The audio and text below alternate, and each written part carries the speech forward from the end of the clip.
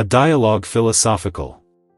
Wherein nature's secret closet is opened, and the cause of all motion in nature showed out of matter and form, tending to mount man's mind from nature to supernatural and celestial promotion, and how all things exist in the number of three. Together with the witty invention of an artificial perpetual motion, presented to the King's most excellent majesty. All which are discoursed between two speakers, Philadelph and Theophrast, brought together by Thomas Tymme, Professor of Divinity.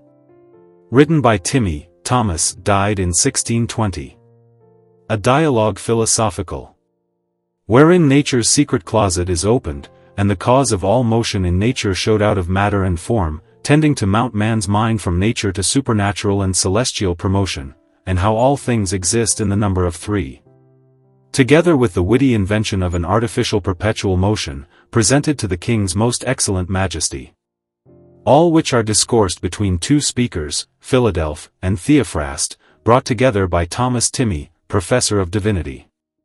Sirach 43.32. There are hidden greater things than these be, and we have seen but a few of his works. London 1612.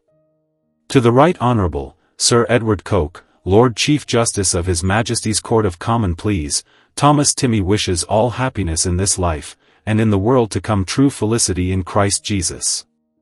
As that famous Zeuxis, another Apelles, intending to limn in her natural colours the picture of Juno, selected 5 of the most beautiful virgins that were in all Agrigent, that from the comely feature of those, in each part, he might portray a complete and most amiable picture, so in like manner, Right Honourable, I purposing to set Dame Nature upon the stage of the world, in each limb well fashioned, out of matter and form, have taken her lineaments from the art and wisdom of the more learned sort of philosophers, that in all her parts, so well as I could, she might stand fair and well composed to the common view, of such especially as can discern and judge, a property not common to all.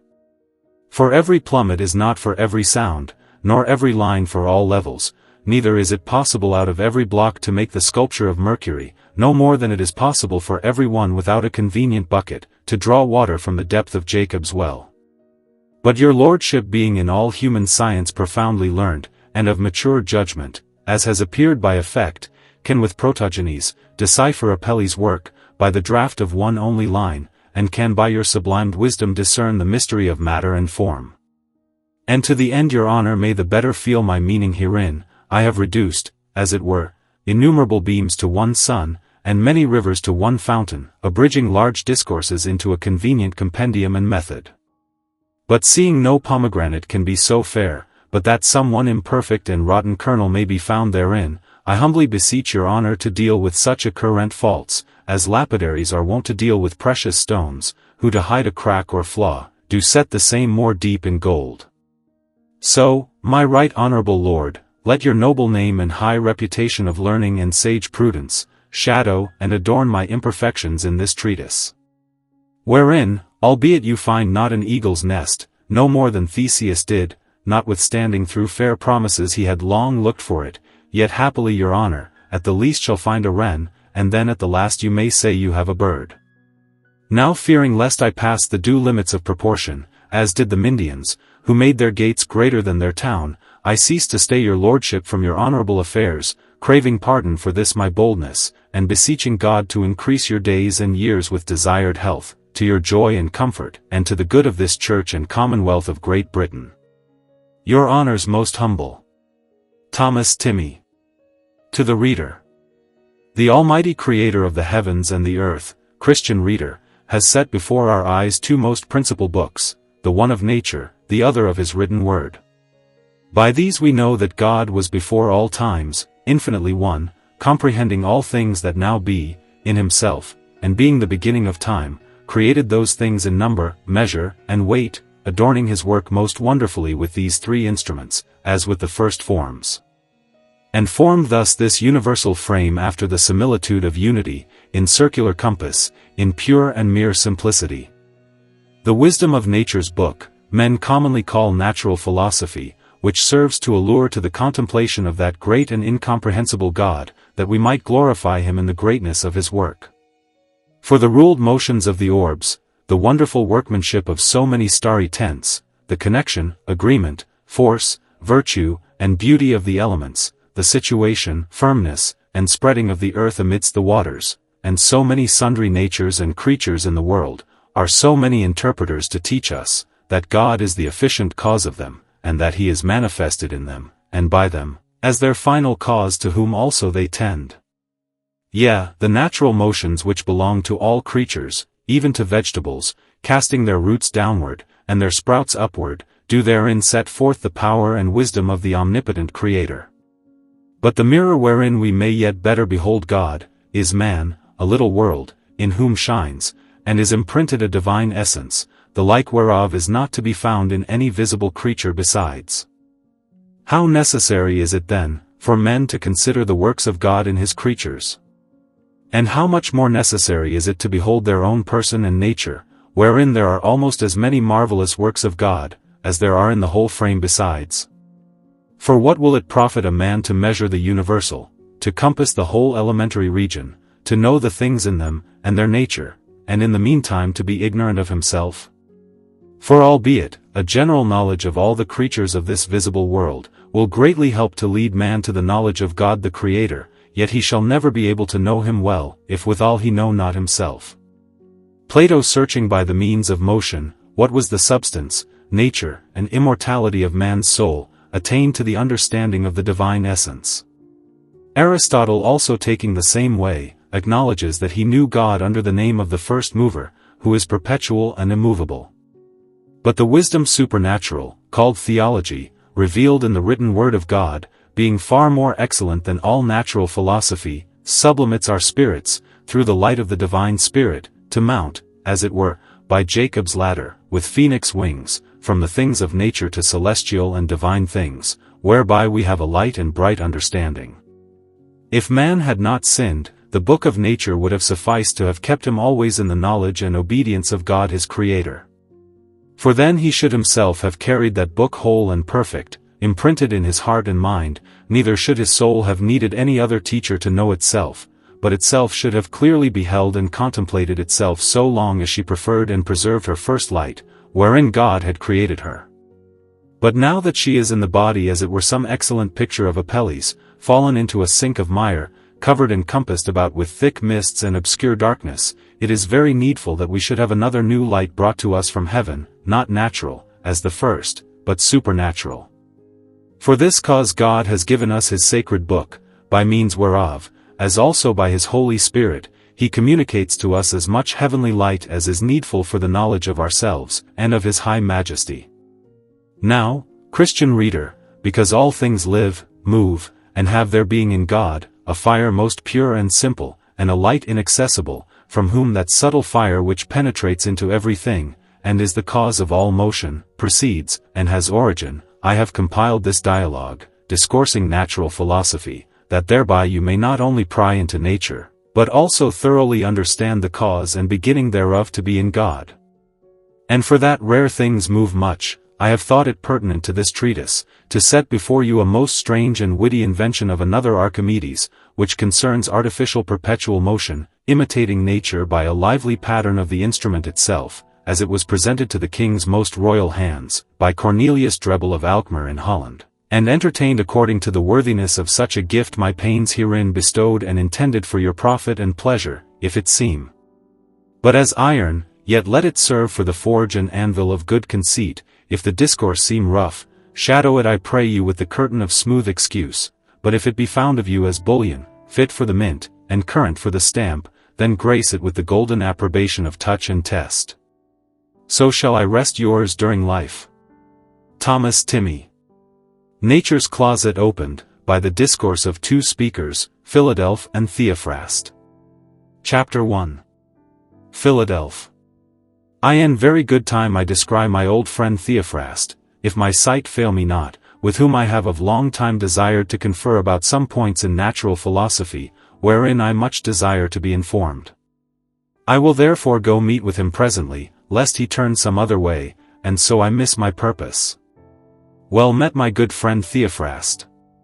Your absence from this country in Paris, has deprived me of your company a long time, but now you being happily returned, in very kind manner I give you welcome.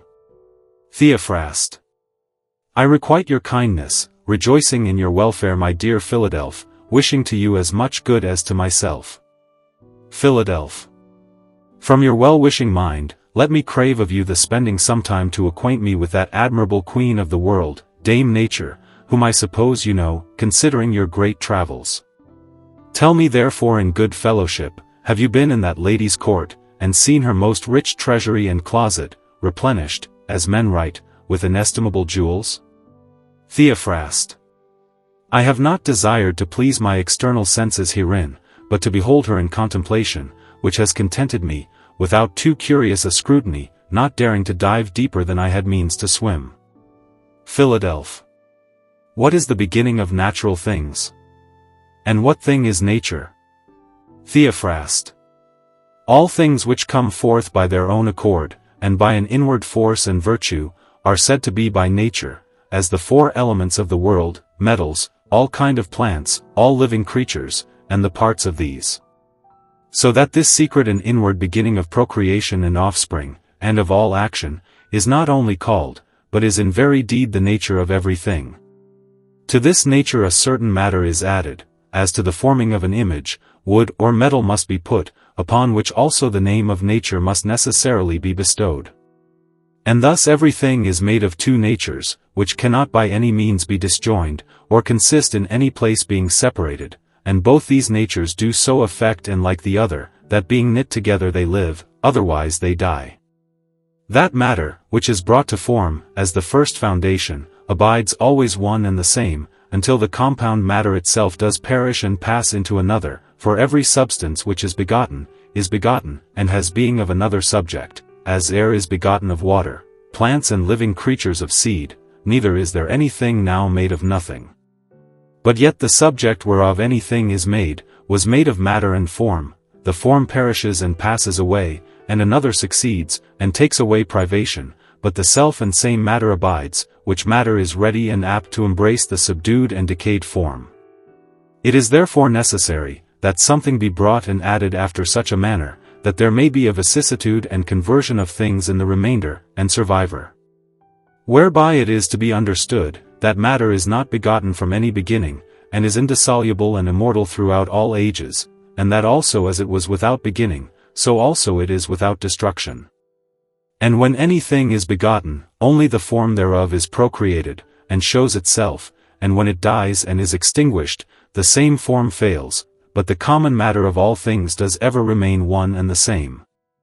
For if upon the vanishing of anything, the matter thereof should die and perish, then the common mass of all things had long since come to nothing, neither could mankind, nor the whole nature of things, nor yet the world itself, stand and continue. Philadelph. These things I well understand. Now I pray you show me if everything that is begotten, proceeded from another, from whence it took matter, as from a fountain, which if it be so, why then at the last do we desire the elements, which do flow in the procreation of this compacted body? Theophrast. They flow to this end, that they may add and supply matter to things begotten and constituted. For the matter which proceeded first from the elements, passed into a certain subject, from whence springs and arises all that we behold and see. Philadelph. I do not well understand your meaning, open it therefore if you please more plainly. Theophrast. That subject body, out of which by procreation, something is born and comes to light, is either wholly simple or compound. Out of a simple body nothing can be derived, but that which is simple, because the motion thereof is simple and uniform. For which cause the elements are resolved into themselves only, and in like manner return back again, and every one is made of another simple. But of a compound body no simple is made, but another compound, which can never proceed out of a simple. Philadelph. I take it without further question, that it is as you affirm herein. Theophrast. Conclude then, that there is one matter of the elements, and another for compound bodies. Philadelph. I say that the consequent necessarily follows, albeit it does now plainly appear to me to my content. Theophrast. I will therefore deliver it more plainly. The matter of the elements is simple, but the matter of bodies compounded of the elements is compounded. In the simple elements are the beginnings only, in the compound are not only the first beginnings, but also the elements. The commutation of the elements between themselves is most simple, wherein that which is first, supplies simple matter to the latter, but the matter of one element cannot suffice to the begetting of mixed and compound bodies, but the whole four must necessarily be mixed together in the procreation of bodies compound, for assure yourself, that gold, silver, iron, and all metals, as also the precious stone called the union, the hyacinth, the smaragd, and all sorts of gems and pearls, took their original not from one element alone, but from all four in mixture, or rather if you will from the earth, as from their mother, but so as she having a convenient temper by the other, was the more fit for the procreating faculty. So also plants and living creatures come not immediately and of the earth, but by the means of seed by longer tract of time, and by many changes coming between, but yet they have received their matter out of the elements, which were kept in the seed and faculty nutritive, so that this their matter, is not simple of the elements, and without all form, but being much compounded, is now called a natural body, and properly a subject, wherein the incorrupt substances of the four elements do abide. Moreover, if another body should come forth of this dying body, those incorrupt substances will remain safe and sound, albeit in another proportion, and in another order of mixture, until at the length by extreme dissolution, every of them return into their natures, and be restored to their universality. Philadelphia. I pray you now define unto me what thing is matter. Theophrast. Matter is a constant and permanent subject, out of which all things are procreated, and albeit, it is not found by itself, and of the remote form, yet it is first put into the body, as the foundation wherein form is, and upon which it is supported, and is as it were the receptacle of all alterations and changes. Philadelphia.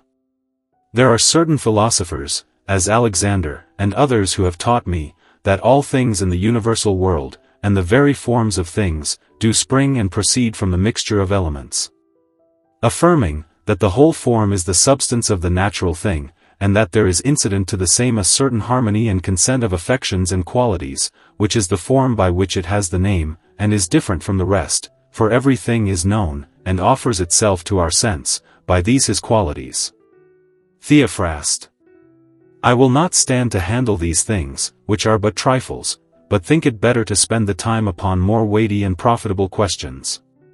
What you hold concerning the forms of elements I care not, if so be you agree with the best sort of philosophers, that the forms of compound bodies are placed in the kind of substances.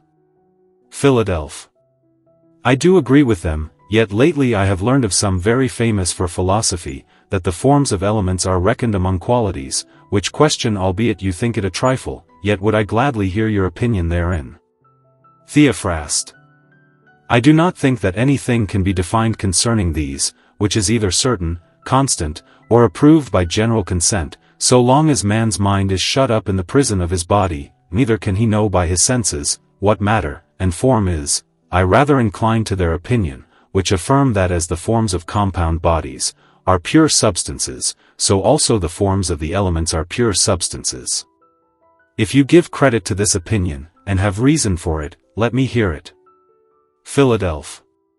Alexander says thus, that form which comes from art, is not by any manner of means a substance, no more than art itself, but the form which is of nature, is without doubt a substance, even as is nature herself, for we make heat and dryness in fire, which is a natural and simple body, a form, and affirm that there is in them and from them, a natural lightness, for this is the beginning of motion tending upwards.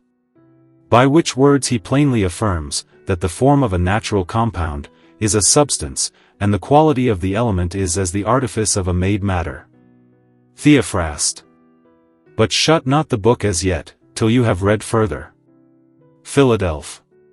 Contented. It follows in this manner, for which cause this form cannot subsist, if it be separated and removed apart from the matter, yet we make no doubt but they both are substances. For as the matter, so also the natural form is a substance, for the parts of a substance are substances. Now because either part is a substance, that which consists of both, is both the substance, and all one nature, not such as we see in an artifice. For the subject of these is substance, but the form is thought to be a quality. Are not these words plain enough? Theophrast. Yes, truly, they are plain enough against you, to confirm my purpose, therefore out of them I frame this argument against you.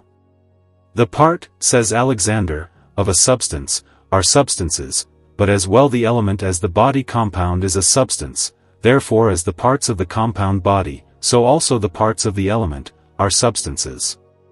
If by this reason Alexander shows that the form of a natural compound is a substance, he will not deny but that the form of the same element is to be referred to a kind of substance. Philadelph.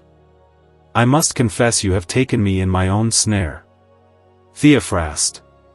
Tell me, Philadelph, is there not one common matter of all things? Which granted, as I know you will not deny it, you must then confess that the essences of natural things do much differ among themselves. How then can you make those substantial essences of things to be differences from matter, which is common to all things?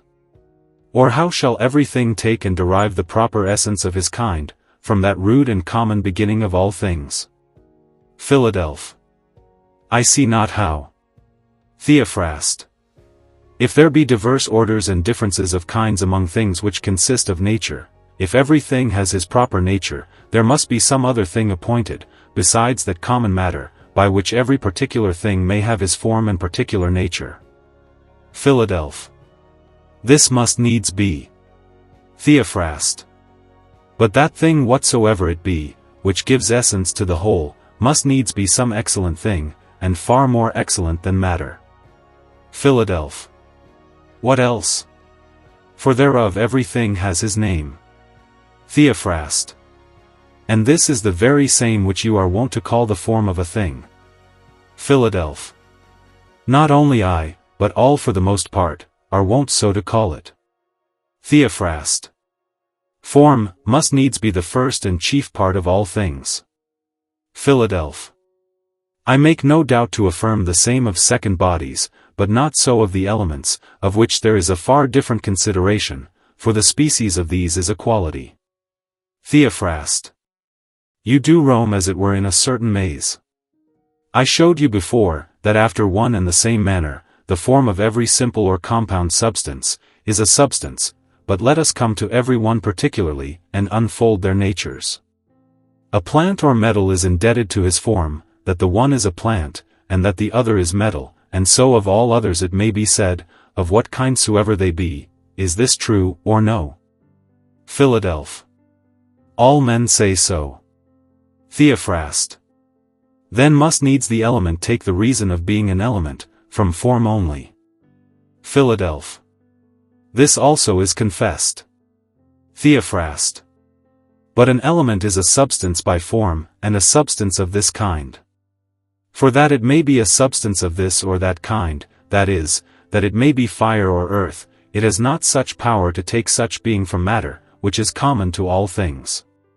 Philadelph. This I granted before. Theophrast. From whence then has it such being? Philadelph. From form. Theophrast.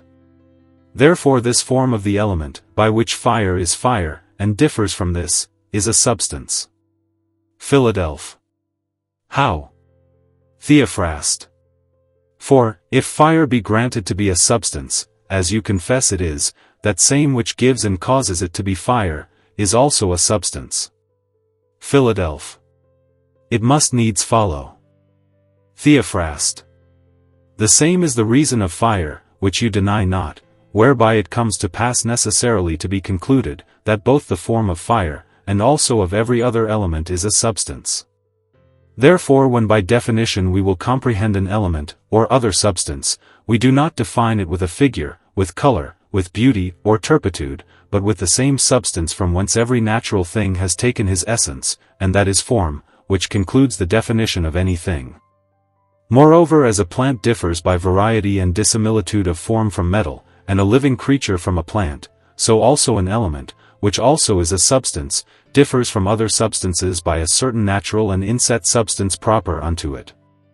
For as no accidents can accomplish and perfect the essence of a substance, so no more can that essential difference of things be made of an accident, because it cannot change the essence of a natural thing. Seeing then in all other substances that which dissevers and discerns one from another, is substance, how can it be that it should not do the like in elements, which are true substances? Philadelphia. Every substance that is comprehended by the essences, is compounded of substance and form, as out of his parts, even as all such things as art has made out of the matter of metal, stone, or wood, have a certain form and ornament from art. The element which is a simple body, has for his subject a simple matter, wholly without form, and destitute of all fashion. But a compound, mixed, and natural body, cannot have a simple subject, for we see that a body of one sort or fashion every way like unto itself, which the Grecians call similar, which of all the compounds is most simple by many degrees, has a subject mixed and increased out of the four elements, as gold, stone, or iron, for it was granted before that the matter of a mixed body, is derived from the four elements, which reserving their forms, do abide in a mixed body, for if their forms should utterly perish, then should there be in very deed a destruction, and no mixture at all. Moreover, beholding and considering a body of many forms, and of a diverse nature, as this rose, or that pleasing laurel tree, I plainly discern by the beholding of the eye, which is the surest demonstration, that the subject has a body consisting of many unlike parts, as one of the root, one of the bark, another of the wood, another of the marrow or sap, another of the leaves, and another of the berries. Furthermore, that there is a greater difference between a vegetative and the subject of a living creature, because besides the diversity of parts, it has conformation and a manifold figure or shape. Theophrast. My good friend Philadelphia, you have spoken truly and profitably of a matter known to be true by common sense and experience, whereof if any man demand a reason, besides sense and experience, if he consider the offices and actions of things living, he shall see the sinews, the bones, and the flesh, to have such different faculties and use, that he will affirm their natures and essences to be much different. Moreover, these similar parts as they are compounded in themselves, have certain proper temperaments, which being kept sound and pure, it is likely that their natures which are partakers of the same temperament do remain uncorrupt, for what can dissolve them their temperament being pure? Thus it is plain, that in the composition of a living creature, the bones, the sinews, the flesh, the films, and other similar parts do differ, not only in color, thickness, and in other qualities and feature, but also in the natural temperament, proper essence, and in form. If any man think, that these are not sufficient to set forth the differences of things, by what other reason I pray you will he distinguish their essences? Or what bodies can he bethink him of, whose essence is more than that of theirs? And yet no man will deny, but that these have their substance, except he be come to that madness or contentious disposition, that he dare say, that as well the parts of our body, as also other bodies which are most different, are separated only in accidents. But let him esteem as he please the decree of the most ancient philosophers long ago exploded, who rejecting forms, affirmed that all things were made, and are to be discerned only by accidents. Wherefore to come more near to the sentence which you have propounded, I avow, that not only the bodies of living creatures, and of plants, but also of stones, and of certain metals, have a manifold subject, whose parts do differ in form and in essence, and not in accident only. Philadelphia. There are some which affirm, that the form of the four beginnings of nature is most simple, and that the bodies compounded of them are more perfect, for if you mark well, you shall see that there is a better form in a stone, than in the element thereof, which is earth, and a better in a plant, than in a stone, and a much better form in a living creature, than in a plant, as if nature had given to every of these, a form, according to the worthiness of the subject. Will you say then that these things which have a compounded subject, have not also a compounded form? Or if you grant that, will you not also yield, that the form of everything is natural, and begotten out of those forms, which are in the composition of his own subject? Which if you grant to be so, you must needs also confess, that the same is not to be taken from any other, neither that it has any other faculties than such as they give to the nature of simples. How think you of these reasons? Let me hear what you can say against them. Theophrast. I know the authors from whence these things are drawn by you, which cannot be determined without much contention. That which I have to say herein, shall be according to Aristotle's mind and opinion, namely, that the form of an element is simple, in a simple subject. And that the form of a natural compound body, though the subject be cohering and co-augmented out of diverse parts, yet the form of the whole is simple, and such as using a manifold and compounded subject, has manifold and compounded faculties, by which the perfection thereof is to be discerned. Philadelphia. This is to me somewhat obscure, therefore I pray you express your meaning more plainly. Theophrast. There are many orders of forms, digested out of the sorts and kinds of offices, for seeing form is a certain nature, and the same the beginning of motion, it must be deemed a most simple and imperfect form, and of basest degree, which shall be the cause but of one simple motion. But the form which shall be the worker of many different motions, shall be more perfect than that, and also of a more high degree. So the form of an element, which because by the change of the place, is only carried upward or downward, is thought most imperfect and abject, the form of a plant which stirs up motion of nourishment, of increase, and of procreation, is therefore accounted more perfect and more noble than that of the element. And the form of a living creature is more noble than that of a plant, which beside the other gives sense and a voluntary progress. But of all other, the form of a man is of the highest, and most perfect degree, which above all things, is endued from God with the gift of a divine mind. And it is convenient, that the form which is the more perfect, and endued with most faculties, should have a more complete and better furnished body, as a shop or workhouse, that it might the better apply the great store and variety of instruments to diverse and sundry sorts of offices, for neither the perfect form which is able to effect in itself many forms, shall pass into a matter that is rude, simple, and unprepared, nor yet if it shall pass, can it either stand therein safe and sound, or fully execute all his offices in the same. The matter of the elements is altogether simple and rude, as is the subject, which is in metal or stone, compounded of the only temper of the elements.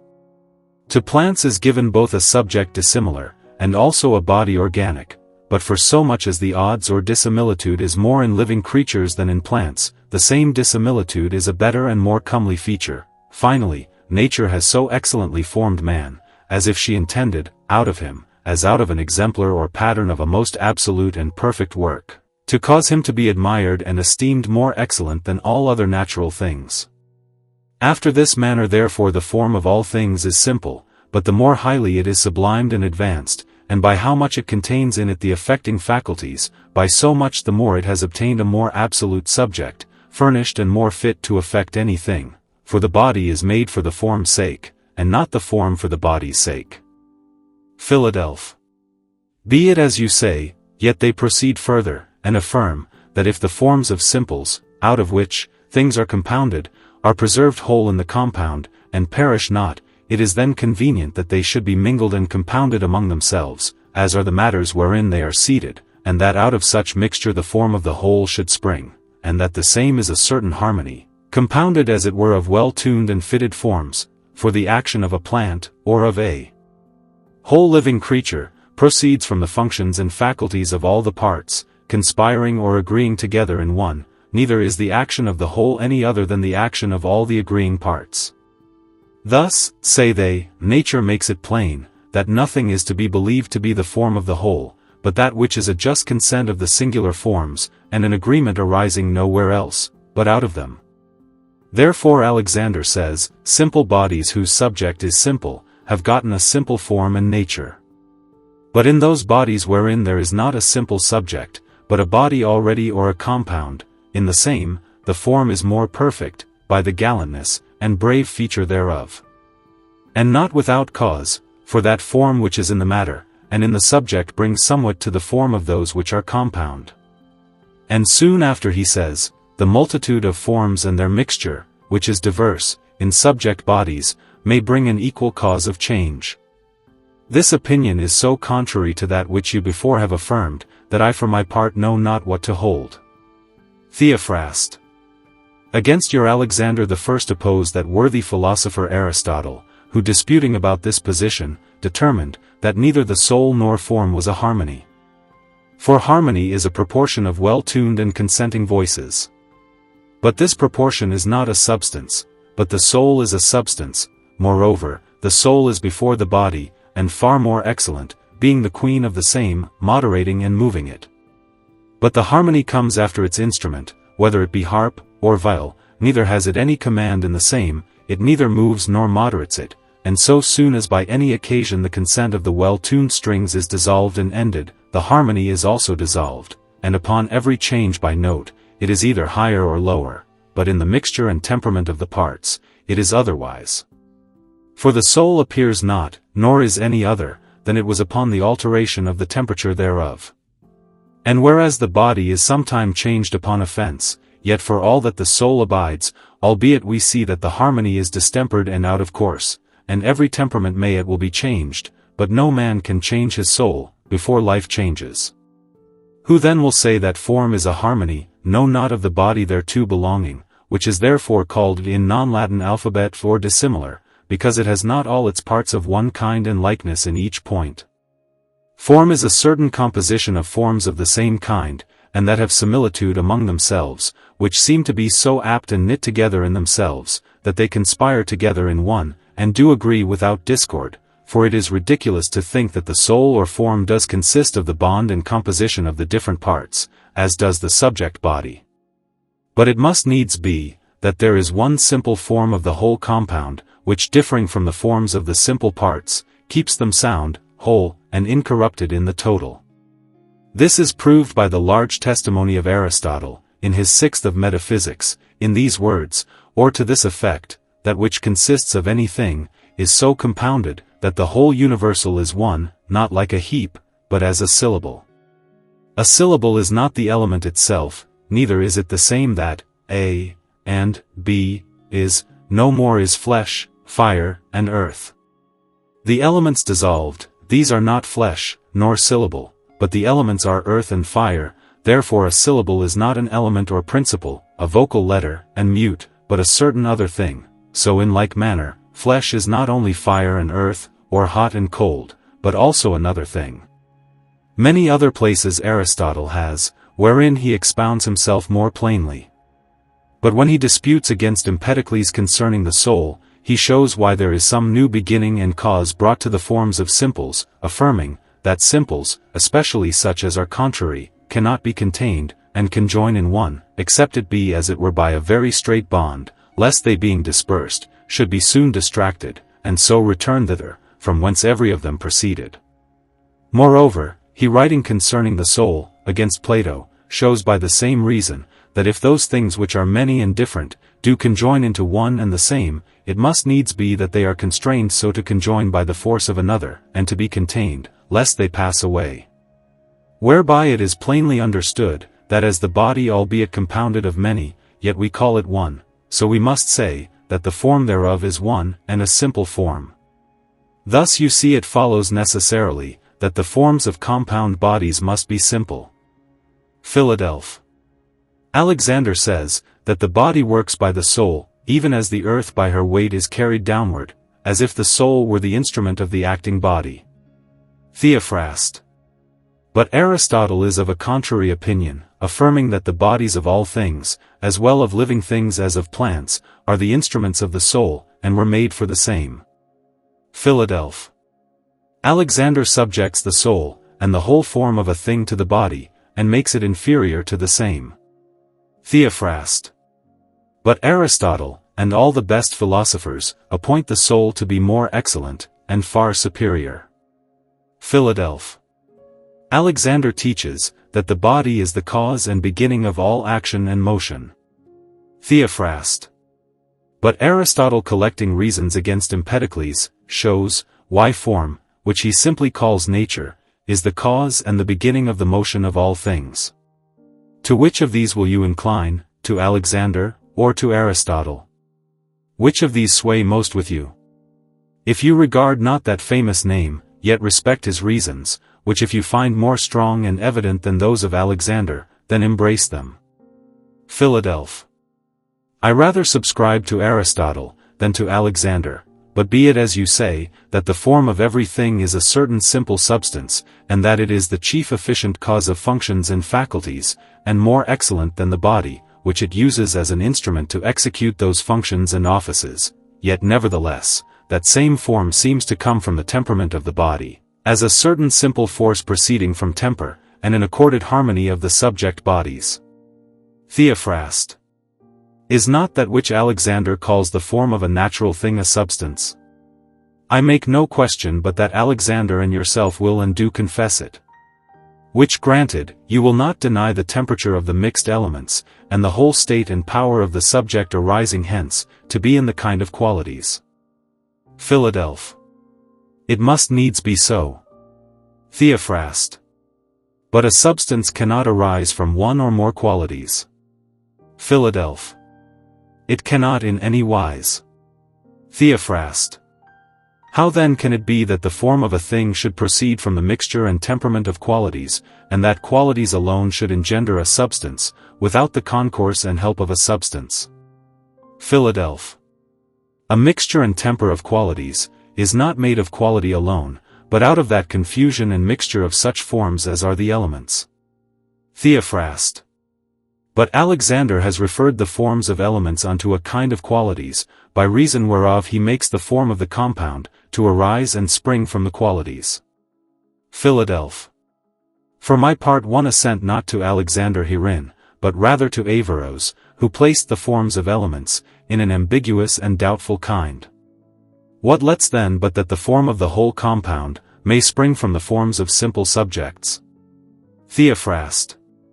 Because so the form shall not be simple, but as the body is compound, so also the form shall be compound. Philadelph. I perceive that as yet you understand not my meaning. Theophrast. Why so? Philadelph.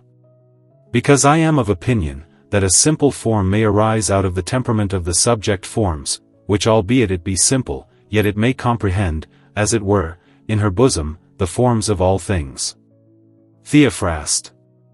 Then all things whatsoever have flowed together to the procreation of a natural thing, whether simple or compound bodies, the same before such time as they were compounded in themselves by natural action, having every of them both matters, and forms, as also their qualities residing in them.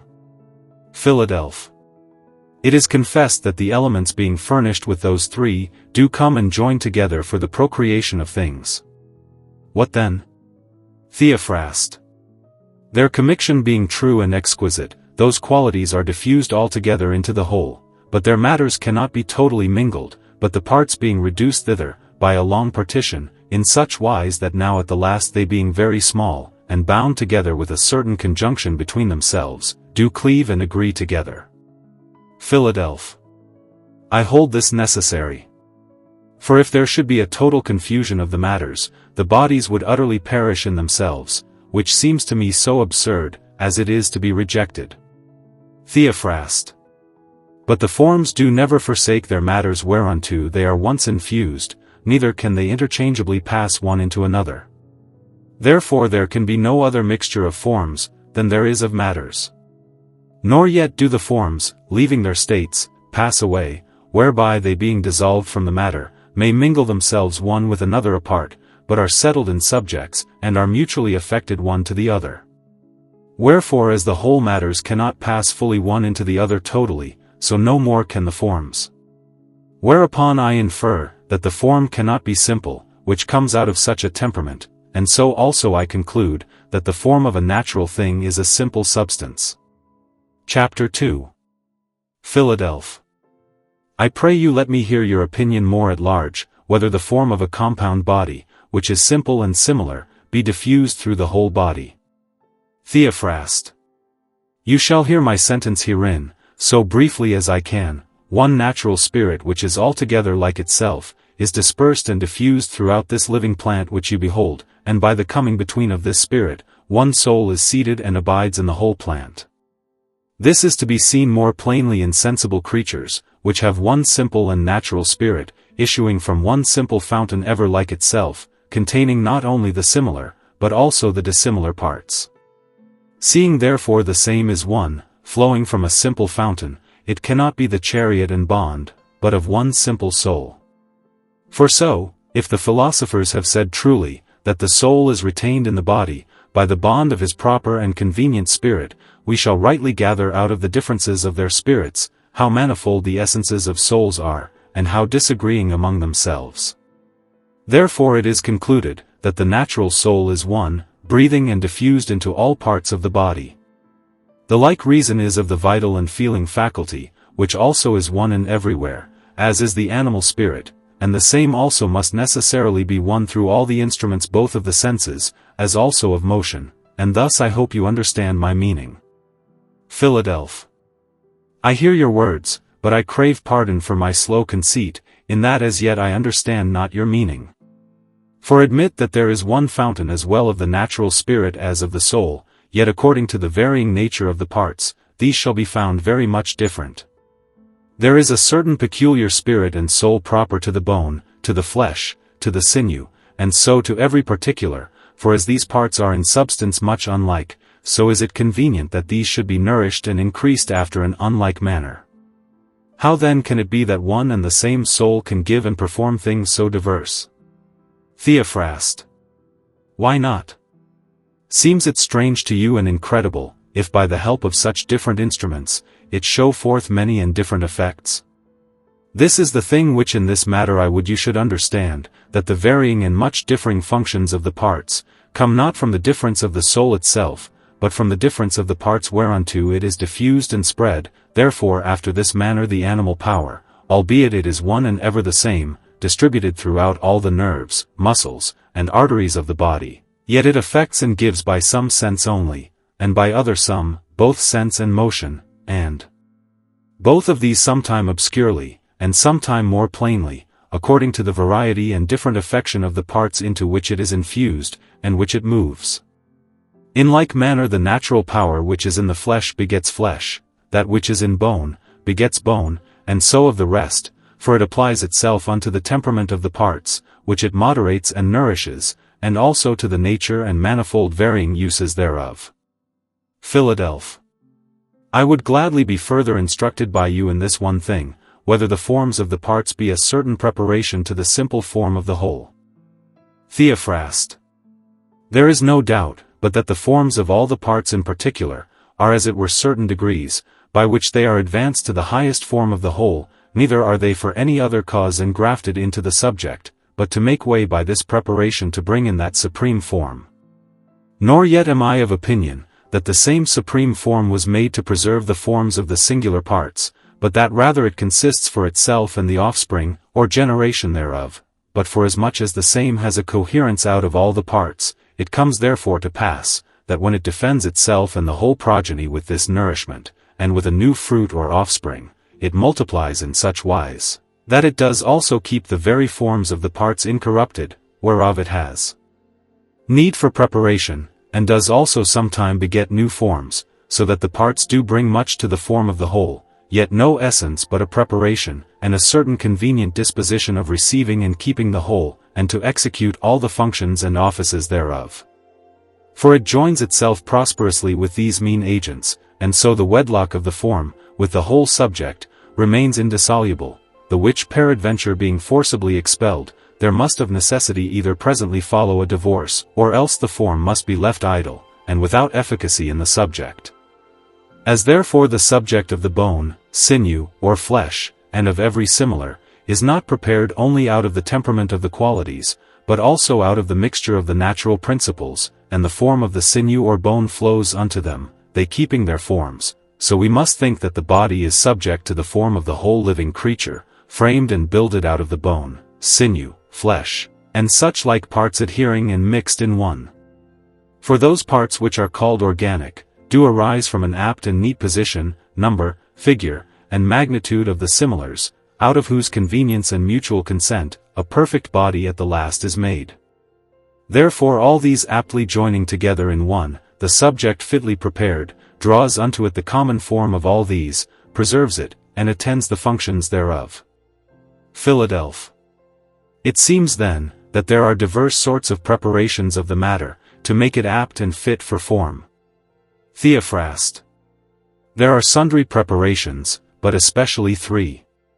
One is a good and convenient temper, which must be in every simple and similar part, proceeding from the mixture of the first principles, and a good disposition of the whole body. Another preparation is a fit and convenient composition, a consent and conformation, which we see to be severally in every organic part, and in all the members of the body. the third is, a certain spirit diffused throughout the whole body, which must have in it a vital and preserving heat.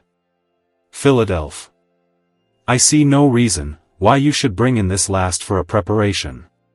Theophrast. If you know that every living creature does contain heat in itself, nourishing it, whereby life is preserved, and which being extinct, the soul thereof departs, then have you no cause to doubt, but that the same spiritual heat is of all other most necessary to maintain life, for that it comes most near to the nature of the soul, and is unto it a perpetual and inseparable companion. Philadelphia. What lets then, that this preparation may not proceed from the composition of the elements? Theophrast.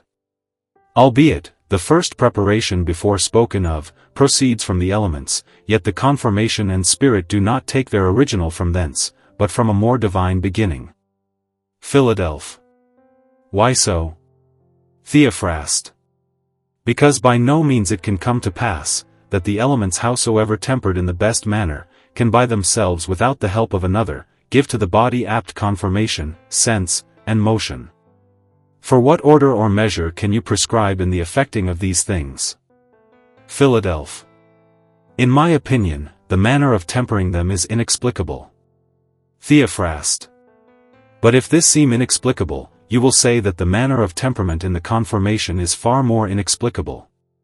For it is well enough known, that some things are of a hot temperament, because the hot and fiery element does exceed the other elements in the mixture.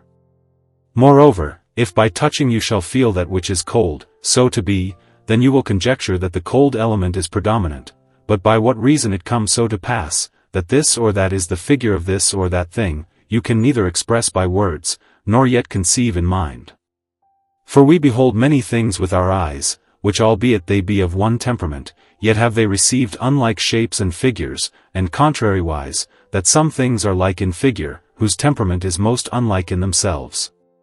Furthermore, that inset spirit or heat which is both the worker and bond of life, cannot be ascribed to the temperament of the parts of the body. Philadelphia. I pray you open this matter unto me somewhat more plainly. Theophrast. A living creature, being on the sudden newly slain, every of the similar parts do for a while retain temperature, and cannot in such a moment be changed and put out of his nature, and yet notwithstanding then, neither that inset heat nor spirit is in those parts. Philadelphia. No marvel. For the living creature and his parts do therefore die, because that hot and inset spirit, which is the conserving cause of soul and life, being suddenly dissolved, either vanishes, or else being extinguished, perishes. For it is true which Aristotle says, that when death approaches to man or beast, the body waxes cold. Theophrast. Hereupon it is concluded, that the inset spirit or heat, does nothing at all appertain to the reason of temperament, and because the spirit which is in the greater arteries, especially is not reckoned among the parts of the body, no more than is the blood which is shut up in the veins, it must therefore necessarily follow, that neither that spirit nor heat, does anything at all appertain neither to the substance of the body, nor to the temperament which arises from the elements of nature. Wherefore this temperament shall not be the efficient, neither of the spirit, nor of the conformation, but this conformation must follow and proceed from a more divine nature. And of this opinion is Averroes. Philadelphia. I remember indeed that Averroes says, that both the natural heat and spirit that is in us, comes no manner of way from the temperament of the bodily parts, whose words are these. The parts by nature do both work, and are also wholly affected, through the heat which is diffused in them, differing from that which is gotten from temperament, for it is found by experience in anatomies, that in the heart is contained a certain little vaporous body exquisitely hot, the which is transmitted from thence by the pipes of the arteries, and is derived into the whole body of the living creature. These things make plain to me, that the heat and spirit which is naturally in us, does not only not retain the nature and condition of fire, but also that they proceed not from the composition and mixture of the elements, they having rather a certain original more divine, which original, what manner of thing it should be, neither can I call to mind where he expressed it, nor yet can fully attain unto it, do what I can. For this cause I pray you supply my want herein, which I know you are well able to do. Theophrast. You demand of me a very hard and doubtful matter, yet such a thing as for my willingness herein, may cause me to be hammered on the anvil of calamity, and to be accounted too rash. Yet to satisfy your request, I will reveal unto you my whole knowledge concerning this matter. First, therefore I will begin to show the opinion of such as are learned, and are lovers of truth, concerning heat and spirit. Then I will show you the root and original of forms, wherein I will so deal, that what I lay down for this point, shall be especially builded and founded upon the ground of Hippocrates, Plato, Galen, and Aristotle. Know therefore first of all, that whatsoever lives, and not created of corrupt and filthy matter, proceeded from a subject, which is the proper seed of everything. Here hence all the parts of the body are made at the first by the force of nature, as it were by the hands of the workmaster, the lesser and more small parts being at the first confused, are afterward digested and brought into order. So that the seed being as it were endued with a certain excellent artificial wisdom, giving unto plants and other vegetables, which come out of the earth, which notwithstanding is mixed with other elements, and to living creatures, which come out of their material blood, their familiar and convenient nourishment, such as by use appertains unto them, together also with a fit and equal temperament of the elements, bringing to pass that every one singularly and particularly is of this or that temperament, which some call the propriety of temperament, and also the conformation and composition of the subject, is brought both to the whole body, and also to the parts thereof, by the faculty and power of the seed. Thus have I delivered unto you the two first orders of preparation, according to my former division. But the third preparation which is made by the vital heat and spirit, as it could not be finished by the contemperament of the elements only, so more plainly and evidently than the rest, it takes original and beginning at the seed. For all men constantly affirm, that the seed is full with heat and spirit, and that it takes such force from the parents, for the parents intending to procreate and beget something like unto themselves, are prevented by death, and do fail before the same comes to light, as sometime it happens to seeds and plants, after they are sown and grafted, provident and industrious nature seeking the eternity of things. Look what power and faculty was in the parents, to give life and procreate, the same has she committed to a small portion of seed, to bring forth the like by heat and spirit. Let this for the present satisfy your appetite, another time you shall have more. Chapter 3. Philadelphia. You said before, that power is a certain preparation of matter, to receive a certain form. Show me now therefore I pray you, whether these preparations, which you say be in the seed, are the same power or no? Theophrast. They are without all controversy, and do return into one and the same, but forasmuch as there is nothing more common in the saying of the philosophers, than this word, power, nor more vehemently disputed of, can you Philadelphia, show me how many ways it is taken? Philadelphia. If I be not deceived, I can. Aristotle first of all defined power to be the beginning of motion and of alteration, and forasmuch as the same is twofold, the one of affecting, and the other of suffering, he thereupon decreed, that there were two sorts of power, saying, that the power of affecting is the beginning of mutation in another, whereof he has spoken much in his 7th of Physics, and the power of suffering is the beginning of mutation from another. By which signification of the word, he calls the matter of everything, power, and the form he calls act and perfection. Both of these are in the kind of substances. And for this cause somewhat is drawn to accidents, which Aristotle is wont to call natural power or impotency. For it is an ability or affection, by whose help everything either does or suffers. Or if you please, it is a certain disposition or readiness to do or to suffer something to be done. And thus he called all arts, powers of acting, because they are the beginning of changing in another. The like affections also he joins to things that have no life, by the help whereof they do either work more speedily, or else do withstand and stop, lest by the force of the contraries they be changed into that which is worse. The power of suffering is a certain diathesis, whereby everything is readily converted into another state. Theophrast. Strike sail, and anchor here a while, for now you are come into your wished haven. For the matter which we debate of now, is the power of suffering, which being in the matter as a certain preparation, makes the same apt and fit for commutation and change. Philadelphia. This is that power which Alexander Aphrodisia said, was the beginning put into matter, whereby it was apt to take all things upon it, which should come out of it or from it. Theophrast. They which have defined power to be a certain preparation and ordering of matter, albeit they thought it not fit to seek further what manner of preparation that should be, yet do thrust upon us a prodigious false invention, and do rather busy themselves about the name, than seek to know the things themselves. Philadelph. I pray you resolve me yet further concerning one doubt, the which also is full of obscurity to many. Whereas the philosophers say, that form is brought out of the power of the matter, do you think that these preparations when they have received full perfection, do put from themselves form? I know that Simplicius has so written concerning this point, in these words. Nothing perfect comes from that which is imperfect, except power coming as a mean between, adds that which is wanting to perfection, taking chief perfection from that which is most perfect. I doubt not but these words of Simplicius are true, yet I learn nothing by them.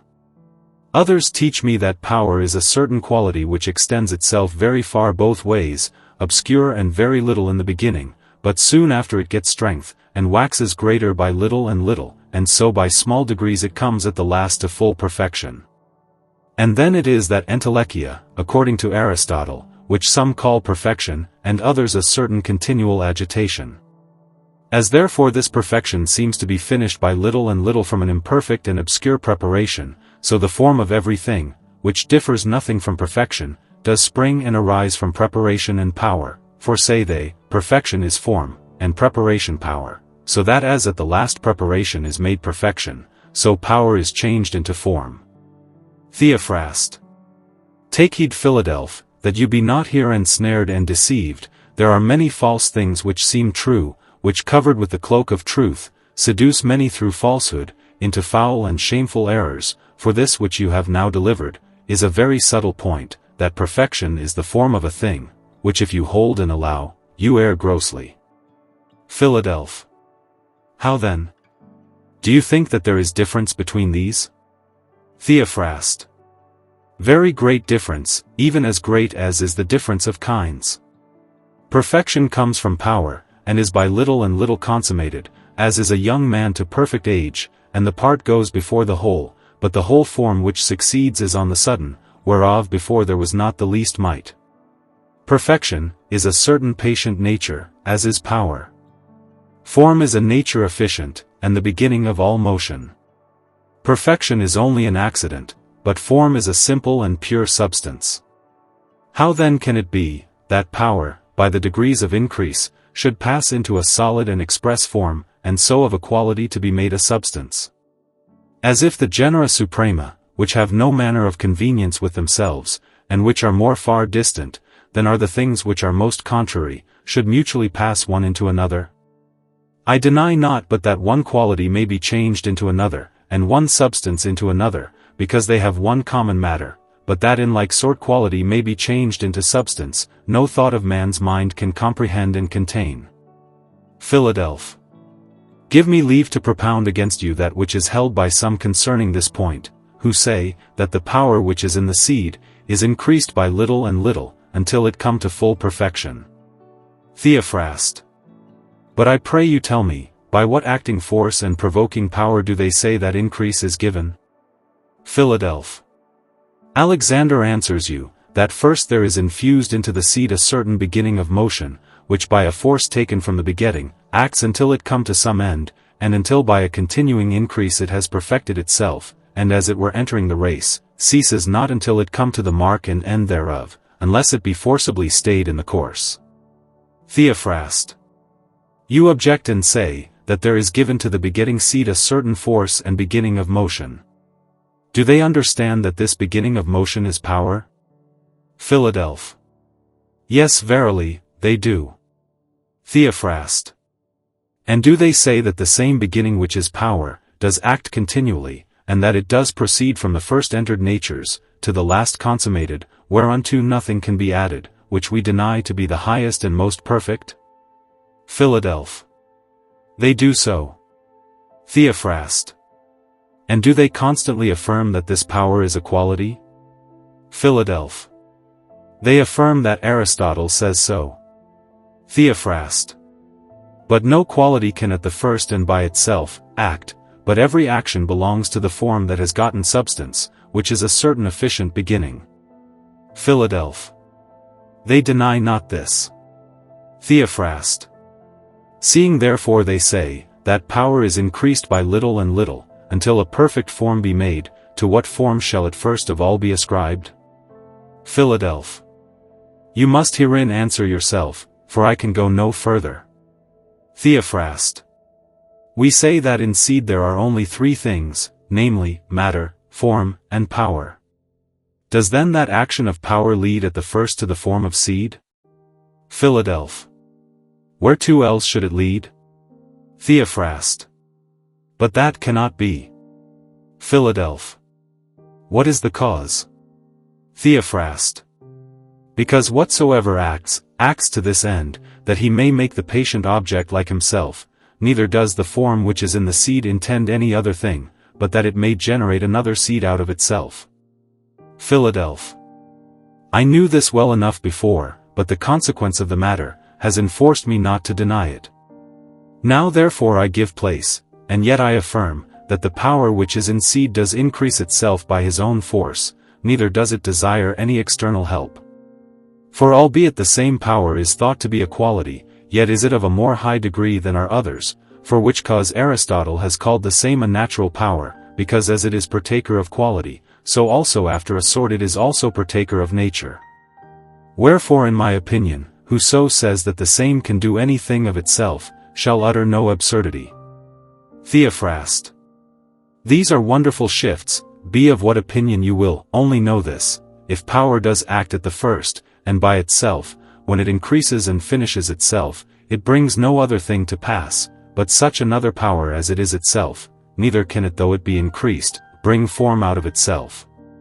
Out of the seed, as out of the subject, is engendered a living creature, or a plant, but there was never any in the rank of the best philosophers, which held that powers should make form, or that a living creature is generated by the force of seed.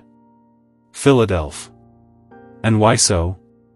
Theophrast. That which is not yet, but shall be hereafter, is not now simply in being, but how can that which is not, be said to beget any other thing? How then think you can it come to pass, that the power which is in seed should procreate form, if as yet the same form be not in it? Or that the seed which is not yet that living creature, should affect a living creature? For if anything be to be begotten out of these, there must be some other thing put of necessity, which in act may obtain form, and which may be the first efficient and chief cause of this procreation. Which when Aristotle deeply considered, he decreed that there was a twofold nature in the procreation of living creatures, and of their offspring. One more imperfect which is made in seed, and is not yet, another more perfect, which being in act, is simply such an effectrix, as it is in that from whence the seed did spring. The place is in the second book, concerning the procreation of living creatures, where he puts a difference between nature and art, in these words, art is the beginning and the form of that which is affected, but yet in another, the motion of nature is in that which is affected, proceeding from another nature, which in act obtains the form. Therefore he holds, that a nature is in the seed, by which it is made, and moved, and the efficient nature in that which is in act. This sentence Simplicius has expounded more largely in these words, or to this effect, the nature and cause of every motion, makes a subject like itself, and not another, for as the nature of man makes a man, so the nature of seed can make nothing but seed. For how shall that properly make a man which is in the seed, which as yet is not the nature of man, before such time as the man be made? If the nature of the seed desires to be changed, and to have a living creature perfected, then properly the efficient and next cause, is the paternal and maternal nature, for the form goes before the act in the father and mother, according to which form, that which is in power is brought to act. And by this means the nature of that which is generated, if it be said to be efficient, it is so efficient that the same is therewithal made. And that nature has properly the force of affecting, which is such an act, because nature is the procreatrix of that which is like itself. Thus Philadelph, you see that the force of the seed which we say is called power, cannot be turned into the form of a living creature, how well soever it fits itself, or adorns itself, but there must be present a certain thing, as is such an act. Philadelph. These things which you have now uttered seem in my judgment most true. But before you finish this matter, it is convenient that you explain one thing, which all philosophers have approved, namely, that the form of everything is brought forth out of the power of the subject. Theophrast. When the power which is in the seed, that is to say, when the preparation to bring in form is come by daily increase to full perfection, it has also obtained therewith all the form of substance. For form necessarily follows that perfection, and never leaves it. For this cause Aristotle calls form oftentimes by the name of entelechia in regard of perfection, either because it is an inseparable companion of perfect power, or else because it does fulfill and perfect it wholly.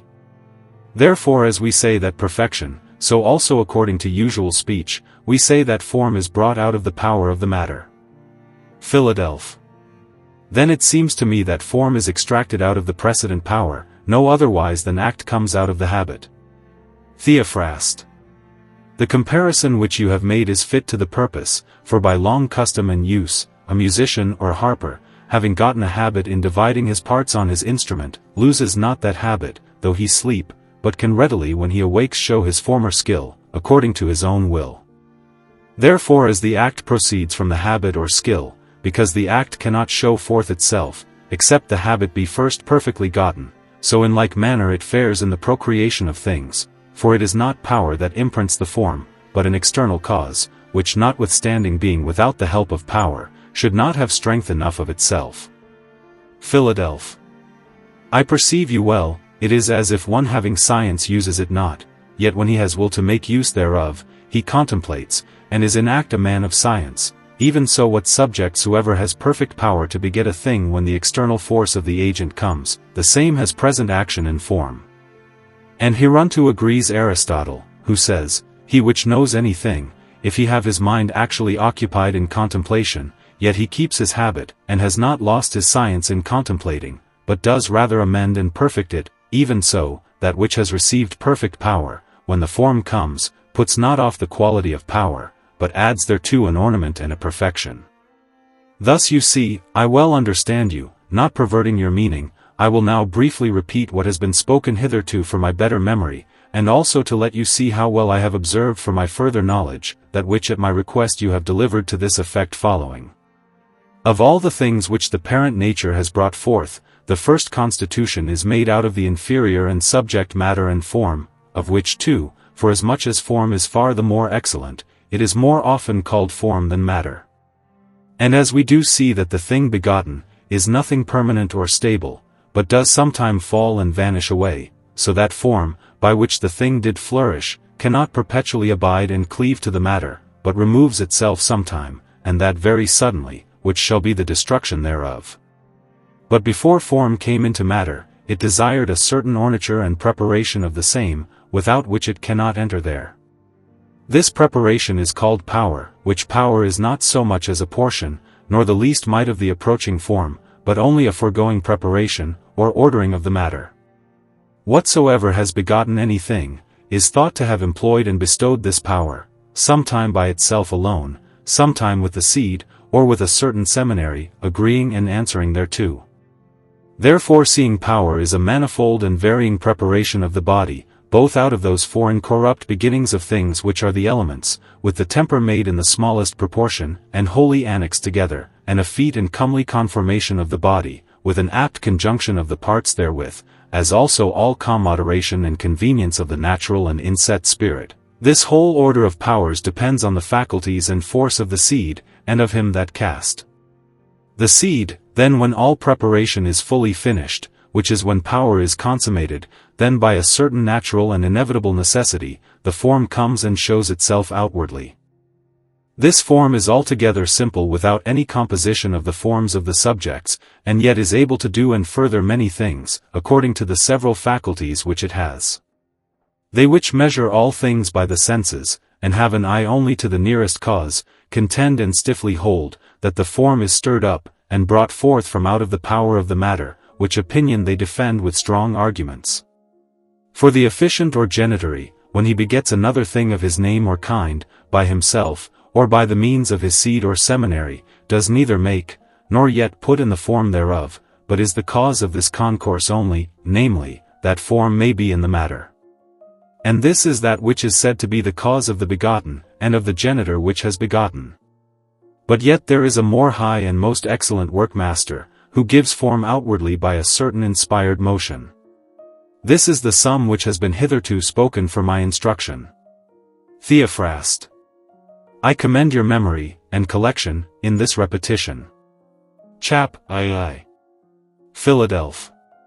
By that which has been hitherto discoursed, it appears that three things are in the composition of every natural thing, to wit, matter, form, and temperament, whereof two as principles, namely, matter and form, do make every thing, but temperament is only in matter, which matter is congealed and compacted out of the mixture of the first elements of the world. Now therefore declare whether the powers and forces of all things proceeded from these three and no more. Theophrast. Aristotle, speaking of efficient causes, propounds some altogether without reason, and some endued with reason, and therefore says, whatsoever things are the efficients of contrary works, are partakers of reason, and every thing is devoid of reason, which is the beginning of one work only. Hereupon I frame this argument. Of the natural causes and faculties which are without reason, one cause is the beginning of one effect, neither can more or diverse effects proceed from one and the same, but we observe and see many effects, and the same much different and unlike of every simple and natural body, therefore these cannot be referred to one common beginning, but there must needs be many causes of these. Philadelph. Although this one beginning has diverse causes and faculties, yet I ascribe all those to temperament, except you show unto me that of these some do proceed from matter, and some from form. Theophrast. First, then I take this as granted from you, that there are certain forces and faculties in temperament. Philadelph. Should I deny that which is confirmed by the testimony and opinions of all philosophers? Theophrast. And yet temperament does not comprehend in it alone the efficacy of all functions, but of those only which after a certain manner do retain and set forth the nature and condition of the first qualities. For in temperament and mixture it is very necessary, that one or two qualities do excel, which because they are superior, they challenge unto them all the efficiency of temperament, in such wise, that whatsoever is affected by it, the same is said to be perfected by them, albeit the rest are not idle. For that which we perceive to be hot, does heat, albeit more faintly than fire. And that which is hot and dry, does both heat and dry together. Neither can any function come out of the temperament, which is not referred to the nature and power of the predominant quality. This if it be alone and pure, shall have the forces of the element, but if it be tempered with the mixture of the contrary, it shall still contain the same forces, albeit obscure and inferior. For the repugnancy of the contrary may hinder the forces of the predominant quality and excess, but it cannot utterly suppress and quail the nature and strength thereof. Therefore it is necessary that the power of the predominant element do abide and domineer in the temperament, albeit the same power be weaker and oppressed, which inclining always to the accustomed nature, can produce no effect out of another different kind. And to persuade you that the rules go thus, it seems good to me to use a more subtle reason. The true mixture is of bodies, the temperament is of qualities only. But contrary qualities do not mutually pass into themselves, or one into another, says Aristotle, for heat does not pass into cold, nor moistness into dryness, or contrariwise, but the subject body only does suffer change. For heat is not subject to cold, nor cold to heat, but that which is subject to either, is matter. Therefore if you think that contraries cannot pass into themselves, how shall it come to pass, that a new power or quality should arise out of the contemperament of the chief qualities, which having gotten a different nature, does nothing savour or taste those chief qualities? Wherefore it is necessary that the forces which arise out of the principal qualities, do imitate the nature of the superior and ruling quality. Philadelph. I see verily the reasons of this conclusion. Tell me therefore I pray you, what force of affecting do you think the matter has gotten at the last? For seeing it is rude and without form, and only subject to bear the forms of things, it affects nothing at all, but suffers and endures all order of change. Theophrast. I do not hold and determine, that there are any forces and functions in the simple and bare matter of things, but in that matter which is compounded of mixed substances of the elements.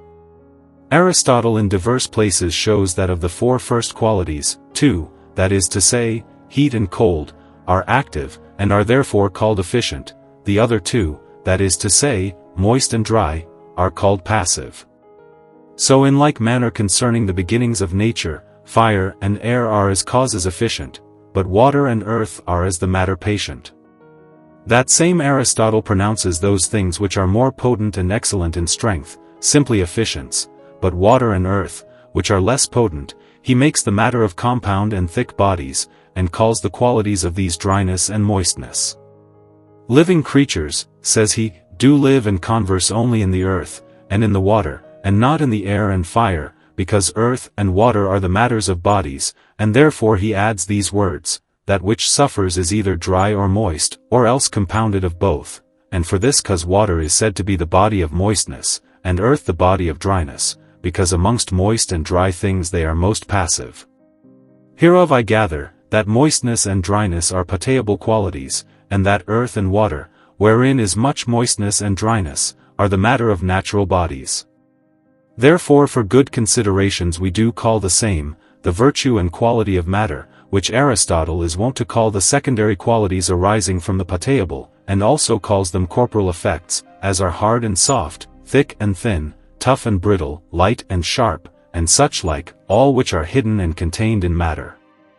Also Aristotle respecting the power and qualities of the elements, calls them efficients, but yet after a more subtle manner, but when he considers their substance, then he affirms all of them to be potable, and the matter of natural bodies, whereof all creatures, which are in the universal frame of this world, consist. This therefore is the matter of mixed bodies, which being compounded of the matter of the elements, and of the virtue of their qualities, has the same forces, which I called secondary, and from whence all that is soft, hard, thick and thin, proceeds. And this is the cause why our meats do nourish quicker or slower, and why they have virtue to stop, to open, or to cleanse. Philadelphia. Your speech imports thus much, as I take it, as if you should say, that such forces do one while proceed from the qualities of the elements, and sometime from their matter, and yet nevertheless the forces both of the qualities and matter do apparently come from the elements themselves. Theophrast.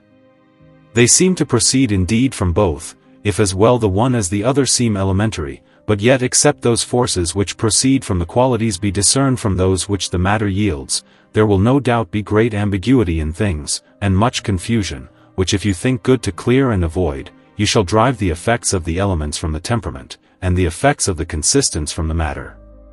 Philadelphia. I like the distinction of your homonymy.